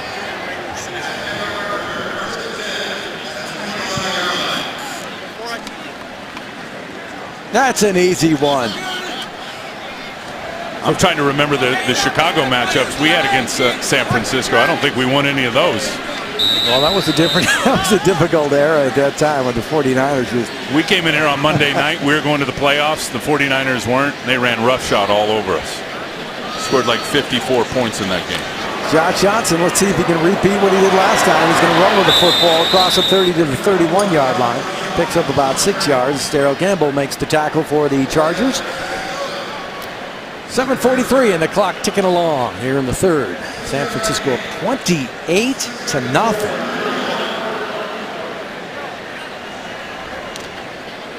And I believe that this confidence, and I said it in one of the keys, finishing on a high note. Clearly they've been playing lights out here for 2.5 quarters, and they will be going into real football with some confidence. Well, Nathan Palmer, as Anthony Dixon carries the football. Nathan Palmer's got a nice look tonight. Chris Owusu is now in the game for the 49ers as well, the Stanford receiver. You know, there's a lot of talent now on the 49er receiving core, Tim. So what would you expect for Nathan Palmer? I would expect practice squad for sure. Now, you're vulnerable now. And there's ways that you can try to entice guys. There's no set pay amount for guys on practice squad, so you can give them a little bit more to try to keep them, as long as you fit under the cap, try to keep them on your roster and almost have a handshake agreement. But you're very vulnerable that another team can take them. They can pillage them off of your practice squad, and they've got to activate them, but they're certainly within their rights to do that. So you are vulnerable with good players on the practice squad. Well, the 49ers certainly set that up nicely. Tukuafu, the lead blocker for Anthony Dixon, and it was Johnson on the keeper. And there's nobody out there on the edge. The whole edge of the defense, in particular the outside linebacker, bit down on the run action away. Josh Johnson wanted more than that. So the ball at the 46-yard line. The 49ers on the move once again. Musi, the receiver at the bottom of the screen. And it's the Stanford man. Only down at the 50-yard line, or just shy of the 50 at the 49-yard line. You thought Nathan Palmer was fast? This guy can absolutely fly right here. What did he run at his pro day? He was like, that was I want to say it was like right? 3-3, something ridiculous. The fastest of all the wideouts eligible for the draft. His issue, of course, has been the history of concussions at Stanford, but he certainly has major league speed, NFL speed, and hasn't quite gotten the reps here with the 49ers in the preseason.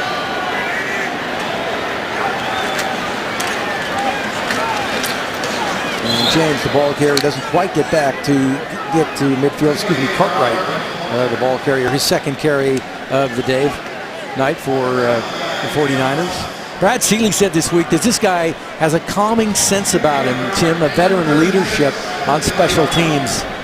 Dennis, he's just got nowhere to run. Cam Thomas is right there just destroying the center to make a play there. And I think Rock's up against it. I think he's got great leadership skills, as we talked about. But Anthony Dixon, in my opinion, now unless Rock just goes crazy for the rest of the game, Anthony Dixon has won that final running back spot.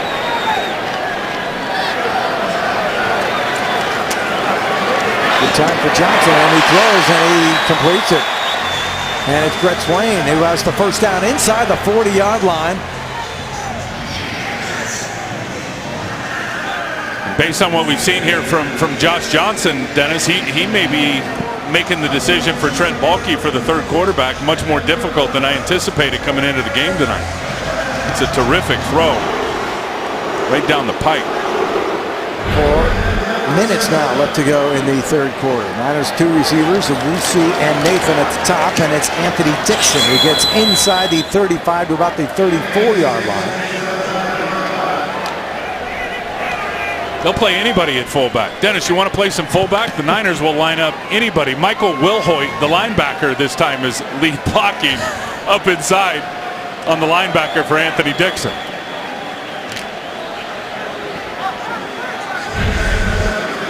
Yeah, he came into the 49ers, Tim, when Patrick Willis was dealing with that hamstring injury. He brought in his insurance.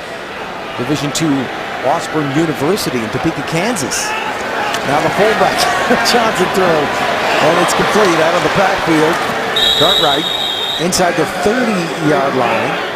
And he's going to be a little shy of the first down on 2nd down and 7. Bob Bird makes the tackle for San Diego.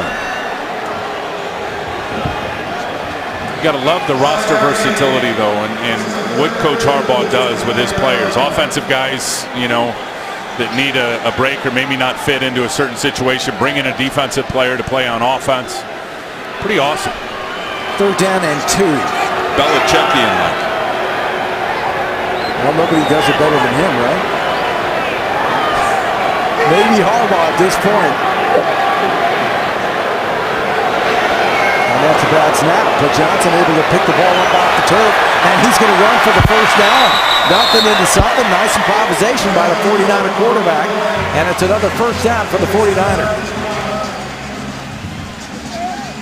There's nothing worse than being one of these guys up front. You have an angle on a quarterback, and it doesn't matter. It's a bad snap. Now Josh is just going to put the gas on, and those defensive linemen who actually had decent angles had no chance to cut him off before he got the edge.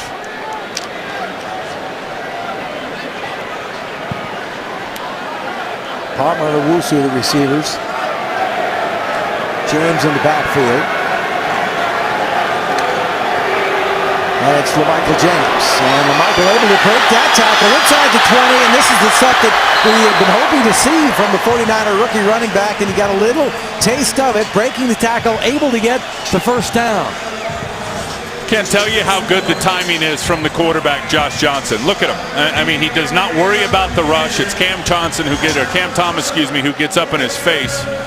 And Josh Johnson just plays it off, and at the last minute dumps it to Michael James for a nice pickup. Red Zone presented by GoPro, and that's where the 49ers are again. And I tell you what, that's the thing. It kicked so many field goals last year. You got 28 points. You got 4 touchdowns up on the board. That's exactly what Harbaugh and Greg Roman are happy to see tonight. Dixon straight ahead and set up by the Niner fullback that time, Tim. Did you see what he did to Jonas Mouton, who's no slouch, 2nd-round pick as a linebacker last year? Watch Tuku Afu in a little motion here, and you're going to see it just face up, bang. Look at that big collision, and then just roots him out of the hole. Jonas Mouton had no chance. A big man like that, Tuku Afu, gets his helmet under your helmet. There's no way you're going to win. You're going to lose the leverage game every time. Johnson 5 of 5 passing. 2nd down for the 49ers, trying to hit Pater once again. Johnson time throws, and he's got a man wide open. That was too easy. Selleck for the touchdown for the 49ers, and they are dominating.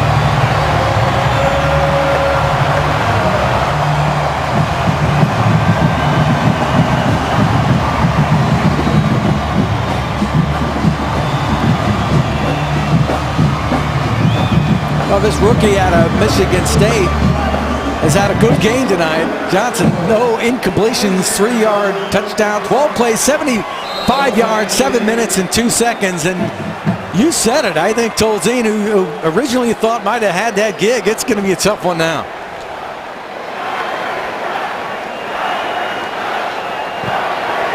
Akers the point after, and it's been perfect. No red zone problems tonight for the 49ers in the preseason finale as they lead San Diego now 35-0.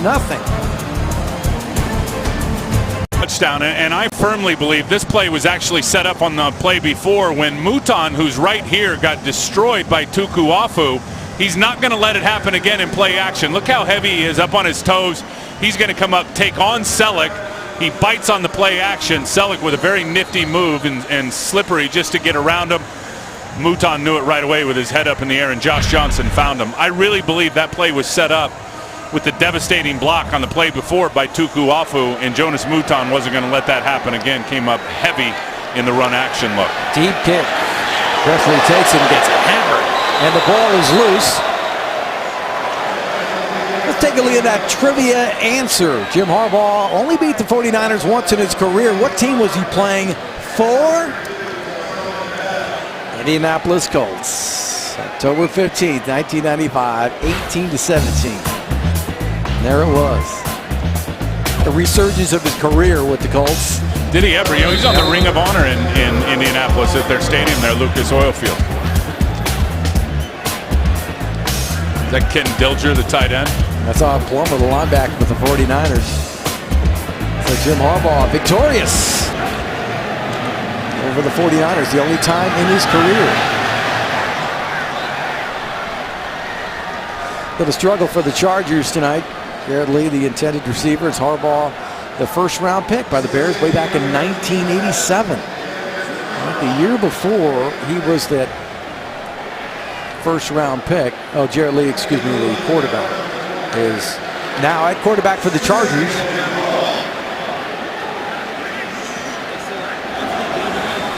Last week, a 9-play, 53-yard drive ended on a game-winning field goal to beat the Vikings.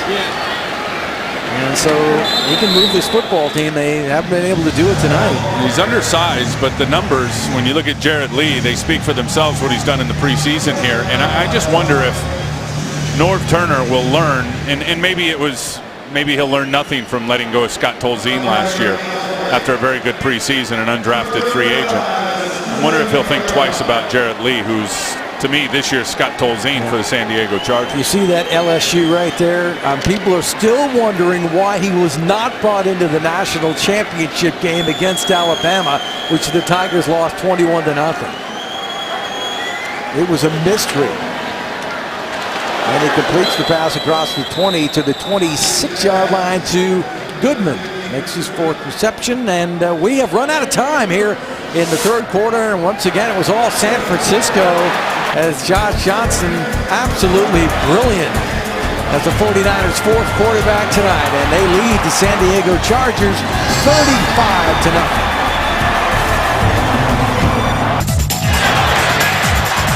And here it is, Delaney Walker, very nice pass from Colin Kaepernick, but look at him just run over Atari Bigby, and Delaney able to keep his feet in bounds, slips a little bit there, runs over Atari Bigby, dips his shoulder, and then dives over the pylon for the touchdown. And Delaney's always been such a major weapon or last several years for the 49ers, but you look at the plethora of weapons offensively for San Francisco as the pass is complete out of the backfield. And that was Edwin Baker, his first reception of the night for the Chargers. But again, Tim, let's get back to the weapons for the 49ers. There are so many. It's going to be a very difficult team to defend. And well, pick your poison, especially when they get into the heavy tight end sets with both Delaney, Walker, and Vernon Davis, who can both be receiving threats as well as blocking threats. And then you put the wideouts, whether it be Randy Moss, Mario Manningham, Crabtree, you pick who you want to put out there. Do you want to play the run and keep your base out there? Do you want to try to nickel it and play the pass? Either way, you're at a disadvantage.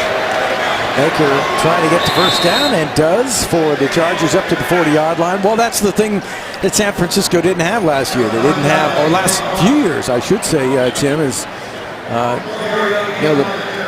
the big game breakers at the wideout spots. And it's almost simplistic for the quarterback. I remember talking to Dante Culpepper when he was with the Minnesota Vikings. And they had the big tight ends, Steve Jordan and Jake Reed. Remember those guys? And Randy Moss and Chris Carter out on the edge. And we call it 12 personnel, one running back, two tight ends. That's all they did was line up in that. And Dante Culpepper said it was very simple. If they kept their base out there, we threw at it. If they put their nickel out there, we felt we had an advantage with our blockers because of our tight ends, and we ran at it. It was just that simple for Dante Culpepper. And Alex is going to have the same ability to be able to do that. A lot of what Alex does, Dennis, and they give him the freedom to change plays at the line of scrimmage. Part of the conversation I had with Alex in the pregame show was now with all these weapons. You know, he said last year that sometimes I felt I should have pulled the trigger and I didn't. And I said, well, the fact that you have the weapons make, you know, some of these players that are experienced like Randy Moss in the end zone give you freedom maybe to take a higher risk play. And he felt that that would be the case. And that ball was complete and then fumbled at the 40-yard line. I don't know if he got it back. And now they're ruling incomplete. Those safeties have been disruptive today, to say the least. Trent Robinson, C.J. Spillman, they've been laying the hat on people. Mike Willie, the intended receiver, it looked like Mosley got in there.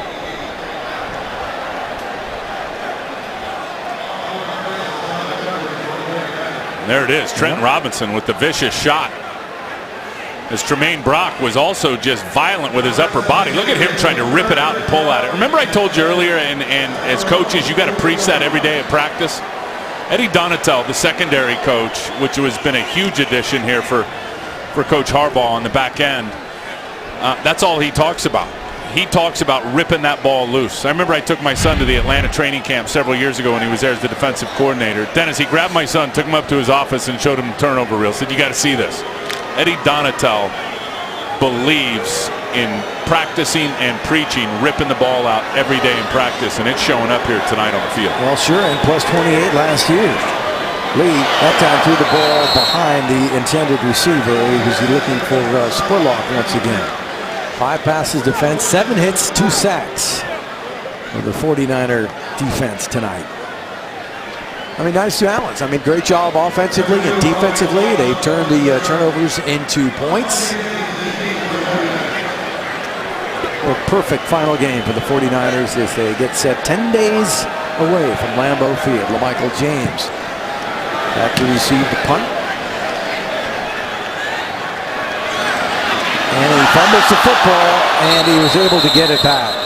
He will not be returning punts in the regular season. I can promise you that. The trust factor, it's not going to be there for the special teams coach, Brad Seeley. No chance. Fourth quarter, 35-0. James fielding the punt, and let's just watch his eyes. Let's just watch his face mask, see where his eyes go. Looks like his eyes are not looking at the ball, watching it in. Looked like his eyes were looking at the coverage unit who was coming down to block him. And then Brad Seeley, the special teams coach, and this has been a reoccurring theme here. The last 3 punts that LaMichael James has returned or attempted to return, he's actually muffed or dropped the ball. Scott Tolzien is back at quarterback for the 49ers. And he goes to the air right away, and he has a man, and it's Owusu. It was underthrown, but it still went through Owusu's hands, incomplete. 49ers 19 of 28, 270 yards passing and 4 touchdowns. Tolzien is now 1 of 4. Yeah, and this ball comes out late. He should have let it go earlier because Owusu had Presley beaten by a mile. And he had a gap of separation. Now he's got to slow down for it. Still should have caught it, but the ball grossly underthrown because it was late coming out of the hand of Scott Tolzien. Tolzien again to throw out of the backfield. And it's Cartwright across the 20 to the 25. It'll bring up 3rd down. Well, I mean, if you look at Josh Johnson, he was 6 of 6, 88 yards, and a couple of touchdowns with a rating of 158.3. But Tolzien, he's got his work cut out for him. That's the intriguing thing about the 4th preseason game. We said it at the open. There's going to be some jobs that are won or lost tonight. So far, Josh Johnson, and I didn't even think it was close, is, if not past Scott Tolzien, has certainly closed the gap. Defense encroachment, 5-yard penalty. Should give the 49ers a first down. And it does. And I don't know what it's been with Josh, to be honest with you, in the first 3 preseason games. I know the opportunities have been limited, but knowing him in Tampa and doing some games down there, Dennis, when he was the starter, there wasn't a lot of sizzle, wasn't a lot of excitement. It didn't look like he was which was puzzling to me, happy to be here. I almost got the feeling that he was a 5-year veteran that after a couple of weeks into the training camp figured he was going to get cut and a black cloud was following him around. That's pure speculation on my part, but that's kind of how I felt watching him in the first few preseason games. Tolzien's throw, and that is intercepted, and San Diego might finally get on the board defensively. Tolzien makes the stop. Bob Bird with a huge interception of Tolzien. Bird's second year out of Texas Tech, made the team last year, undrafted out of college, and played in 9 games, but did not start a game in his rookie season. But that's how you get the coach's attention. There he is playing linebacker, and he's just reading the quarterback. Watch when the non-throwing hand comes off. Right there, he gets his eyes back up and makes an outstanding catch. That is outstanding. I mean, that ball was right in his face, able to bring it down.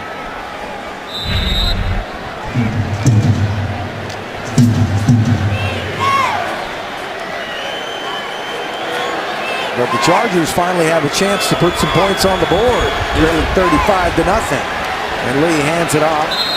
And much doing for the Chargers. Ian Williams is a force. I am telling you, in the middle of that defense, and to have a good run defense, you're typically going to need a down lineman, a defensive tackle, or a nose tackle that can wreak havoc. And let's watch Ian Williams right here. Look at that get off. Oh my goodness, just destroys the offensive lineman, puts him on his back. They got players at that position. Aren't they deep there, Tim? I mean, unbelievably deep. Or Ricky Jean, Ian Williams made the team last year out of Notre Dame, undrafted, cracked the 53-man roster. Second down. Lee, here come the Niners, and he throws, and it's incomplete. Boy, I mean, Goodman didn't quite get his arms outstretched far enough, and it is incomplete. That'll bring up third down for San Diego. Coming with a 5-man pressure, and he just gets it out. And Michael Thomas actually cut the path off of Goodman right there as he was trying to get to his man. Goodman had to divert on his route and then couldn't get to the football. 5 of 13 on third down for San Diego. Lee hit as he throws, and the pass is almost picked off and then incomplete. Willie thinks he has a touchdown. One official says incomplete, but it was actually appeared to be picked off by Trenton Robinson. But both officials disagree. One said touchdown, the other said incomplete. Norm Turner will throw the challenge flag. He'll throw the challenge flag.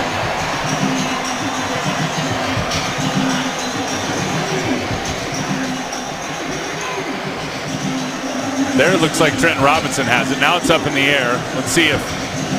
Ooh, that's close to call now. Is his left elbow under the ball. They're not showing it on the big board here. I would expect Norm Turner to throw the challenge flag and try to get some points for his team.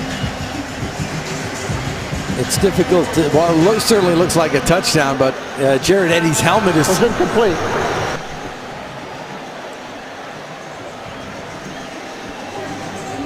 You still look at the foot of Trenton Robinson is right in line with the football. You can't tell if the football touched the ground or not. Yeah, and the other angle, Jared Eddy's helmet is in the way, and of course you can't see it from the backside as to whether the ball hit the ground. And if that's probably inconclusive on the replays. And so if the original call on the field is incomplete, that's what you're going to get.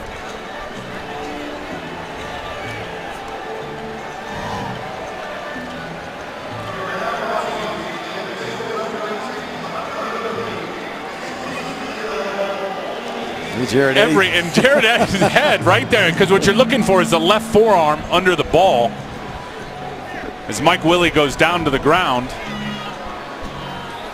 And at the very moment where you can identify that, now that one you can see it a little bit better if you completely slow it down. You see his black glove is under the ball, and then you can't tell if the ball actually touched the ground before he possessed it or not. Let's look between his legs, see if we can see here with Mike Willie. Now his legs are in the way. This is going to be inconclusive. Yeah, it's going to be an incomplete pass. I don't know how it could be ruled any other way.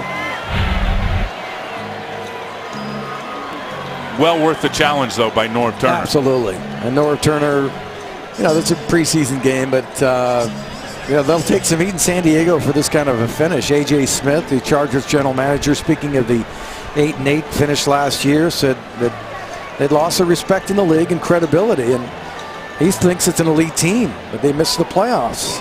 But if you miss 2 years in a row, he said they deserved the criticism that was coming towards them.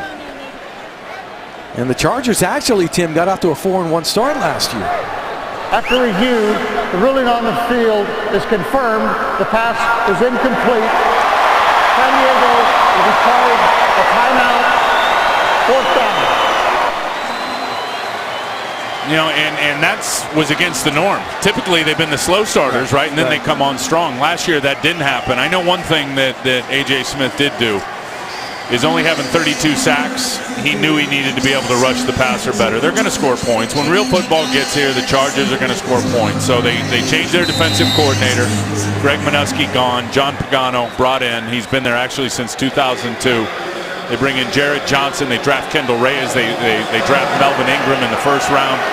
They have uploaded with pass rushers. Well, you know, they started the year 4-1 and actually finished the year 4-1. It was just those 6 straight losses in between that resulted in an 8-8 season. So they're on the board, 35-3. I'd like to join the other 31 teams in the NFL rallying behind USA Football Month coming up.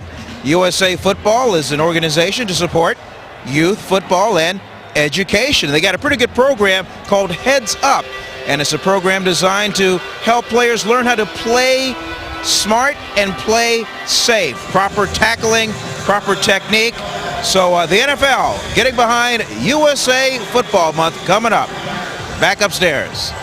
Thank you, Vern. I think that's a good idea because I've talked to a lot of parents who are concerned about getting their kids into youth football, and at what age is the right age. So safety techniques a high priority right now. LaMichael James with the football across the 20 down to about the 23-yard line, and that's where the 49ers will have it. And 11:19 left to go, and it's 35-3.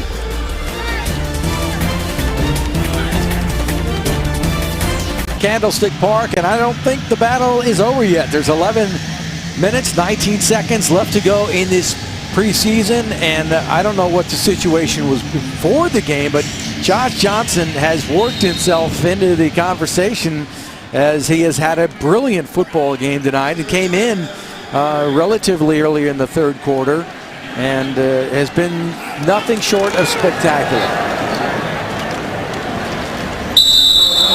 They're going to get a point here where Jim Harbaugh is going to be, they've got all their answers, Tim, and he just wants to run the clock down and get away safely with it, nobody getting injured. Season ticket holders, your priority seat deadline for the new Santa Clara Stadium ends tomorrow. To schedule an appointment to select your seats, visit newsantaclarastadium.com today.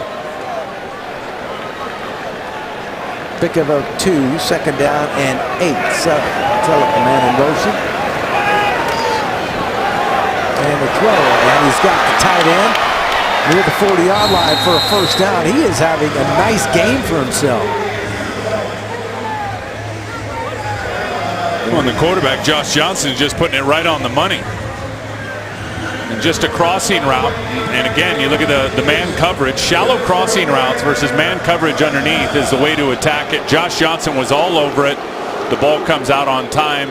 Could have been a little more out in front of Garrett Selleck, but a very catchable ball, which allowed him to continue to run after the catch. Palmer and Owusu, the receivers, ball at the 40-yard line. 1st down for San Francisco. Big Tukuwafu, the fullback in motion. And that ball was batted at the line and incomplete.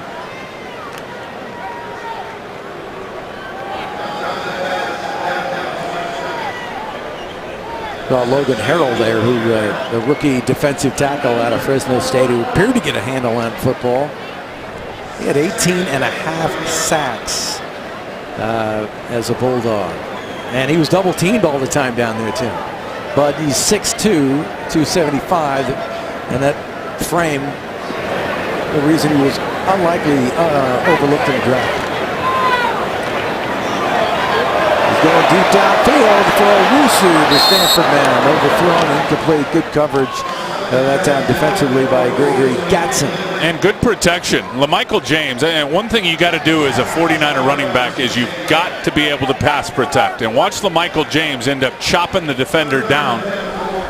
Right here is Gamble, and he just pretends and it just kind of baits him like he's going to take him up high, and Gamble's expecting him to take him up high, and then LaMichael James gets down into his lower body, which brings his level down and his ability to block the pass. And Josh McDaniels can let it, or Johnson, excuse me, can let it go. Cam Thomas, a man, jumped across the line, 5th round pick in the 2010 draft. Still third down. 4 sacks last year. Oh, he can play now. Yeah, he is a load at about 340 pounds. I mean, 5 sacks playing less than 40% of the game. That's his numbers last year. The goal this year is to double the reps, double the production. Makes logical sense. It'll bring up 3rd down. Niners cut it in half, so it's 3rd down and 5.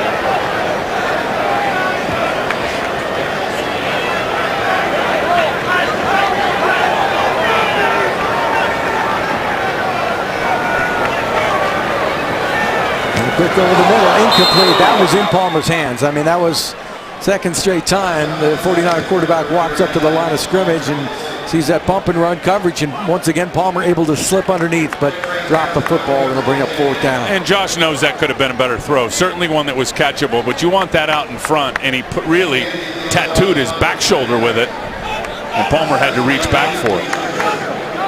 But I just like the way that they're converting all their routes versus the coverage. I mean, there hasn't been really any mental errors in the passing game tonight. They're running the zone beaters to beat the certain zones. They're running the man beaters when they see man. It's been impressive how they've played the game from the neck up here tonight intelligently. Andy Lee punting to Presley, and he will take the football the 14-yard line and gets away, or doesn't get away, tackled at the 16. 49ers only have 1 penalty, by the way, for 10 yards, Tim. Incredibly clean game. Harbaugh's got to be happy all the way through. 35-3. Not sold out tonight here at Candlestick Park. Nonetheless, the fans having a great time. And the 49ers preseason finale is San Francisco will head to Green Bay victorious rather easily over the Chargers. Ford 1st and 10 line brought to you by Ford California Dealers.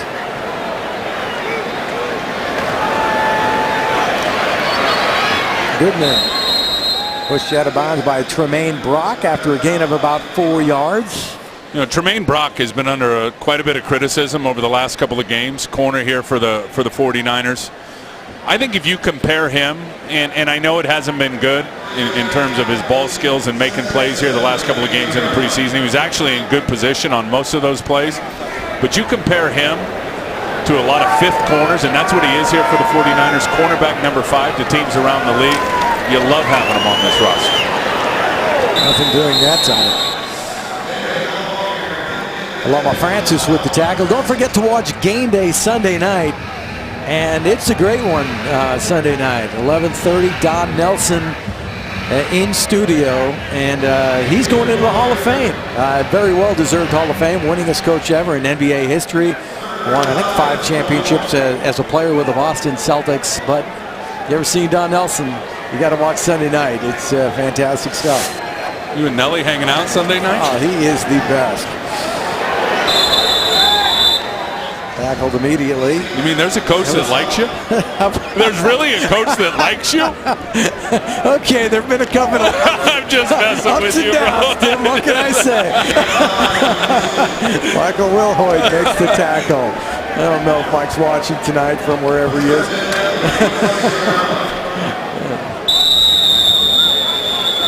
Where's your first game next week, by the way? I'm in Detroit.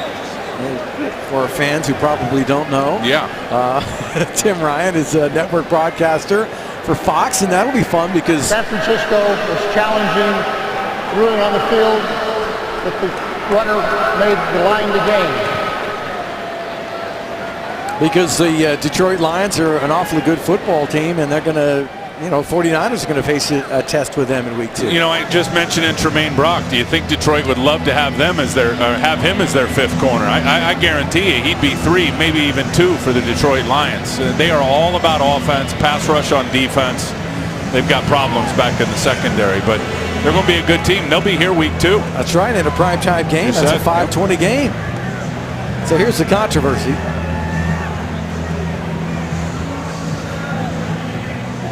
Well, where was the ball when he came down? It looked like it was beyond the 25-yard line. It's not where the feet are, it's where the ball is. Let's see it from that angle. You look at the 49ers' first two games, Tim. You got at Green Bay, then Detroit, and then the next two are on the road at Minnesota and the New York Jets. So 3 out of the first 4 are going to be on the road. Niners obviously a very good road football team last year. Boy, and that was different from several years before that, where it was very difficult for the 49ers to win on the road. They were road warriors last year. I think that's going to be right on the line. I think that was a favorable spot, maybe only by about 6 inches or so. You could actually win the challenge and still lose the spot, if you know what I'm saying. Like they could actually get the ball manipulated enough to where they challenged the spot and the spot was bad, but it still may have been good enough to get the first down. Well, I think for the most part, I have to say the officials have done a pretty good job tonight, Tim. How many penalties for San Francisco in this game? One for home. And you know what? I think that's part of the fear for a lot of people that I talk to around the NFL is afraid that they're going to make mistakes. These replacement officials, a lot of folks are forecasting they're just going to keep their flags in their pocket and not even expose themselves. I don't know if that's going to happen. I guess we're going to find out next week. Yeah, well, maybe as time goes on, they'll get more comfortable. Who knows how long this is going to last? After review, the ruling on the field is reversed. The receiver was half a yard short of the line to gain. The 4th down. San Francisco is not charged for timeout. So Harbaugh's in mid-season form with his challenge. It's 2 for 2 tonight.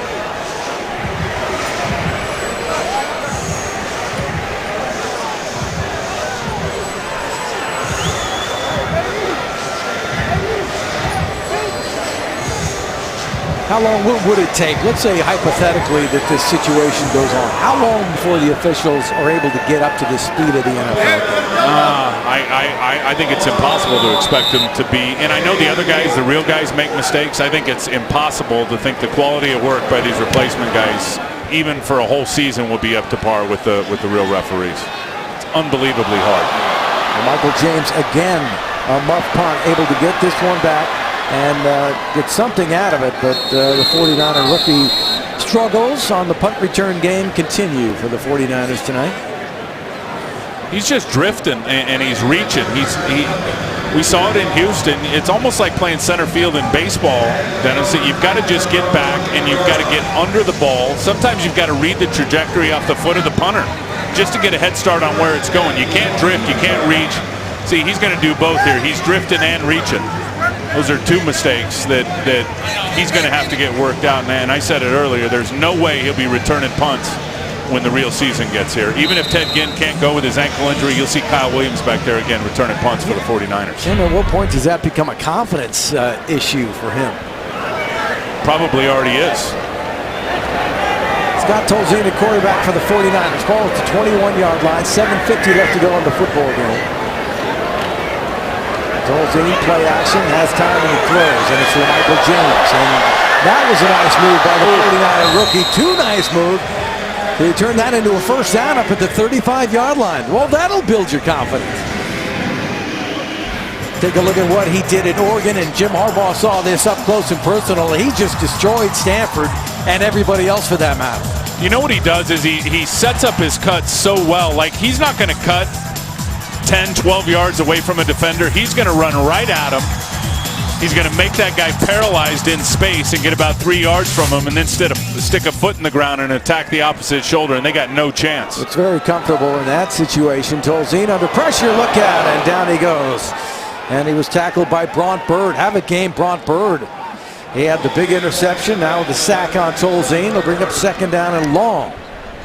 That's another thing with the officials, and let's see if he tackles him by the neck and then slams him on the ground. He's got him around the shoulder pad there and then kind of pile drives him, suplexes him into the ground.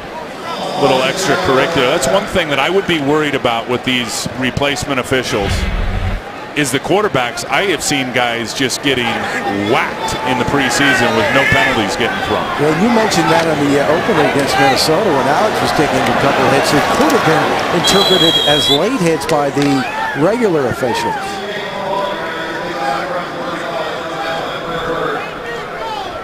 Nice game for LaMichael James. We'll bring up 3rd down after the sack. Clock running as we're approaching the 6-minute mark on our final preseason game. Tell you what I'm curious for, Dennis, is to see if they go out and search for any players via a trade. Because I can tell you, you're going to see 53 guys make this team on Friday. Will probably not be the same 53 that are still around on Monday or Tuesday of next week. The 49ers. Exactly. And if you think about the firepower they got in next year's draft, they got 15 draft picks in 2013. There's no way 15 players are going to come in and make this team. There's no chance. So the intended receiver is Owusu on this one. I think he turned upfield before he had the football and dropped it incomplete. If you were a betting man, what position would you think they might upgrade? I would probably say, and again, pure conjecture and speculation on my part, outside linebacker would be a position of need. As a matter of fact, the San Diego Chargers have probably an extra outside linebacker. I don't know. I just feel like they want to get somebody that is a proven guy in the league that can rush the passer. Spurlock takes the fair catch inside the 30-yard line, about the 27, and that's where San Diego will have the football with 5:41. A punt of 37 yards, no return. Let's take a look at that early part of the season. Matter of fact, the first half for San Francisco, and it starts out pretty tough with a couple of football games, and you got some road tests. And the New York Jets, how about that one? Who do you think will be the quarterback by the time they go to New York? Well, I think Jets fans should hope it's Sanchez, but something tells me it's going to be Tebow. That'll be a tough place to play. I love the 49ers there. 3 of the first 4 on the road. Let's also not forget about Buffalo. Buffalo is going to be a much improved football team this year with some of their additions up front on defense.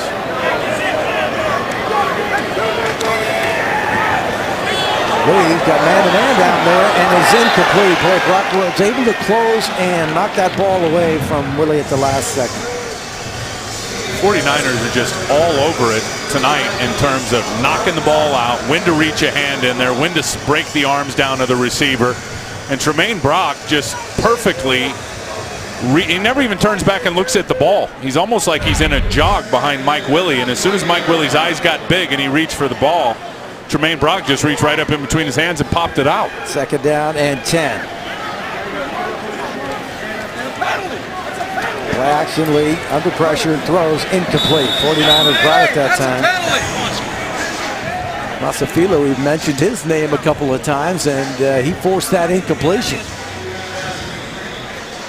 He's played well here tonight. Second opportunity released, then brought back during the week, and he's gotten some pressure on the quarterback. He's been good in run defense. One of Jim Harbaugh's Stanford guys. Are you buying this Seattle hype? Yeah, I am. Are you? I am. I think their defense is to be reckoned with. When you look at what they did with Bruce Irvin, although he didn't have any sacks in the preseason, they got big corners that will just beat you up with these officials. It'll be interesting to see how they call those guys in their rough and tumble out there on the perimeter. Those 6'4" corners for the Seahawks. Russell Wilson, I mean, what can you say? And I can't wait till it's real football and defensive coordinators game plan against him. Try to find out where his warts are and kind of put him into that box. That to me is going to be interesting, but no doubt in my mind, Dennis, he's been the most impressive rookie out of all the rookies this year that have played in the preseason that were drafted in 2012. Better than Andrew Luck, come on. Yeah, you got a good point there. Oh, it's nice to stump the expert every once in a while. Well, there are a lot of rookie quarterbacks going to be making it. I just think we expected it out of Luck. Yeah, no doubt did anybody expect these types of performances out of Russell Wilson. Absolutely, especially when Seattle brought in Flynn, and paid a lot of money for that quarterback. You just assumed he was going to be the guy. Well, that time James able to hold on to the football and make a nice little game, and the Niners will have good field position as they have a 35-3 lead. Love the fact that Brad Seeley's putting him back in there to get reps, to get real game reps under the lights. 11-yard return after the 51-yard punt. Well, you got to get a little bit of confidence back. Josh Johnson back at quarterback now for San Francisco.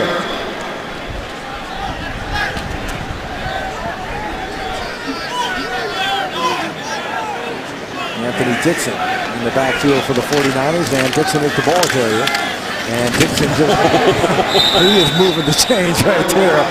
Close to a first down, picks up that at the 41-yard line. He has been impressive tonight. You see him dip his shoulder on Darryl Gamble right there and then just truck right over him. The timing on the power play with Anthony Dixon tonight has been in sync. It's really been impressive just watching how he is timed up right behind the backside pulling guard who's leading the way on the power. Yeah, Tim, and Greg Roman said he came into this camp in the best shape of his career. And he's played like it. I mean, he really has played like it. 10 carries. Get it to Tuku. Oh, Tuku Afu. You were going to feed him the football. And he knew it. Look, he got the big smile on his face. Do you know how much when you get defensive linemen involved offensively, and Gamble's going to get a hand up and get this down, how motivated they are during the week of practice, especially if they don't play a lot on defense. I do expect Tuku Afu to have an impact on defense, but if you give them a little sugar, a little something to look forward to on offense, these guys are unbelievably stimulated during the week of practice. That carry by Dixon, I mean, that's a 2-yard gain, Tim, and he turned it into 6. He's been good all preseason long. Remember this one in the opener against Minnesota, just short of the goal line.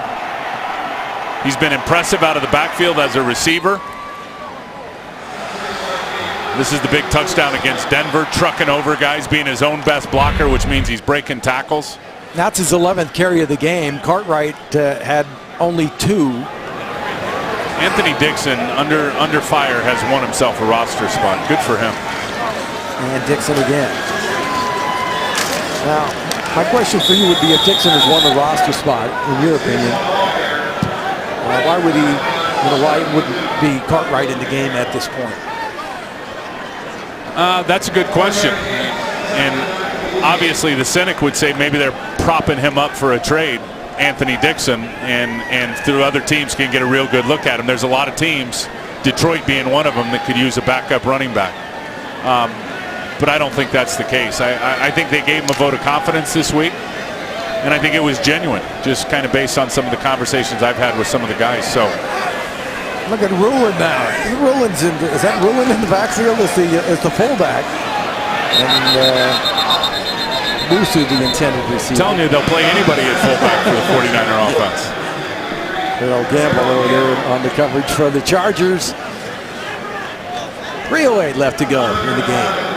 And this is good that the 49ers wrap it up on a Thursday night, give them 10 days to game plan and get healthy for Green Bay. 3rd down for the 49ers. Johnson now changing the play. Michael James in the backfield. Nathan Palmer, the receivers, along with Owusu. And he throws, and it's complete. And it's Nathan Palmer inside the 40 to the 37-yard line. So that's a first down for the 49ers. And I don't think Johnson can do very much wrong here. You know, talking on Anthony Dixon, and we were talking Brad Seeley earlier and having his work cut out for him in terms of really getting those elite special teams players. I think Anthony Dixon's on the verge of it. And I think you got to ask yourself that question. There's Brad Seeley, the special teams coach, talking to him. Can he become the Blake Costanzo of this group, who they lost in free agency? Blake was a big part of what they did on special teams. We know what Tavares Gooden is. Can Anthony Dixon be one of those guys and join Tavares Gooden up at the top of the food chain with the special teams players? I think that's a great point. And we asked that, in fact, to Seeley when we talked with him this week. Who is the guy that replaces Costanza? Because he wasn't just all over the football, Tim. He was a presence on special teams, and he was a personality and a half. And that, to me, when you look at special teams, the loss of Costanza was big. And I'm not, can't claim irreplaceable, but Seeley was trying to figure out who that player might be as well. Maybe it's him right there, number 24. We hit the 2-minute warning. It's 35-3. Back, everybody. It's been a perfect night for the San Francisco 49ers in the preseason finale. Dennis O'Donnell with Tim Ryan and Vern Glenn down on the field as 49ers have dominated really from start to finish, offensively, defensively, you name it, they've done it tonight.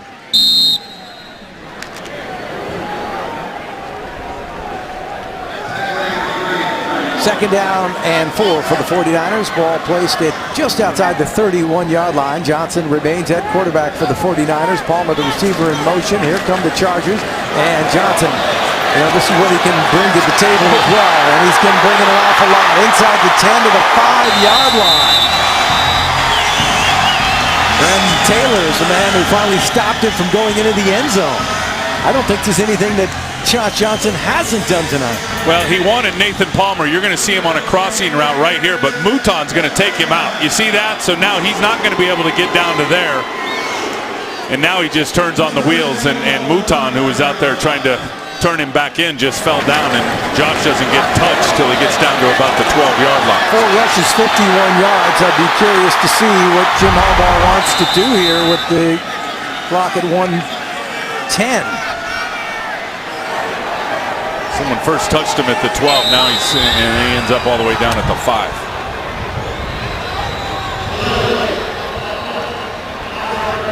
Still first down.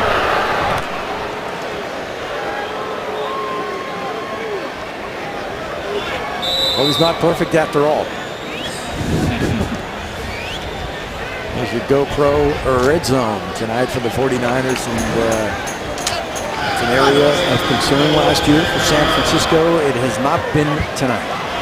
If he doesn't end up making this final roster, Dennis, and how he played tonight has been fantastic, I promise you. When you look at backup quarterbacks around the league, he'll end up somewhere. Conrad rolling. Did he get in? Oh, come on. They're not going to rule out a touchdown. The 49ers are demanding a replay. And there's under 2 minutes, so all the reviews will go up in the booth, so Jim cannot throw his challenge flag. We called him the garbage man in the first game, and that was Matt Barrows of the Sacramento Bee. I think he turned that nickname for him because he catches everything thrown his way. Let's see. Oh, no, the elbow's down before he gets into the end zone. The elbow is down with the football in it at about the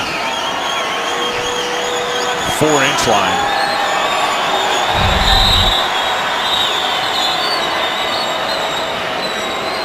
And the 49ers will be content with that. Conrad, he got his hand on his head. Couldn't I just score? Well, you get the impression if that's what the 49ers wanted to do tonight, they probably could have done it. It was just a dominating game for the 49ers and a tough one for Norv Turner, but again, it is the preseason. As the Chargers finished their season at 3-1 in the preseason, coming to San Francisco tonight and losing 35-3. We'll be back to wrap it up from Candlestick Park after this.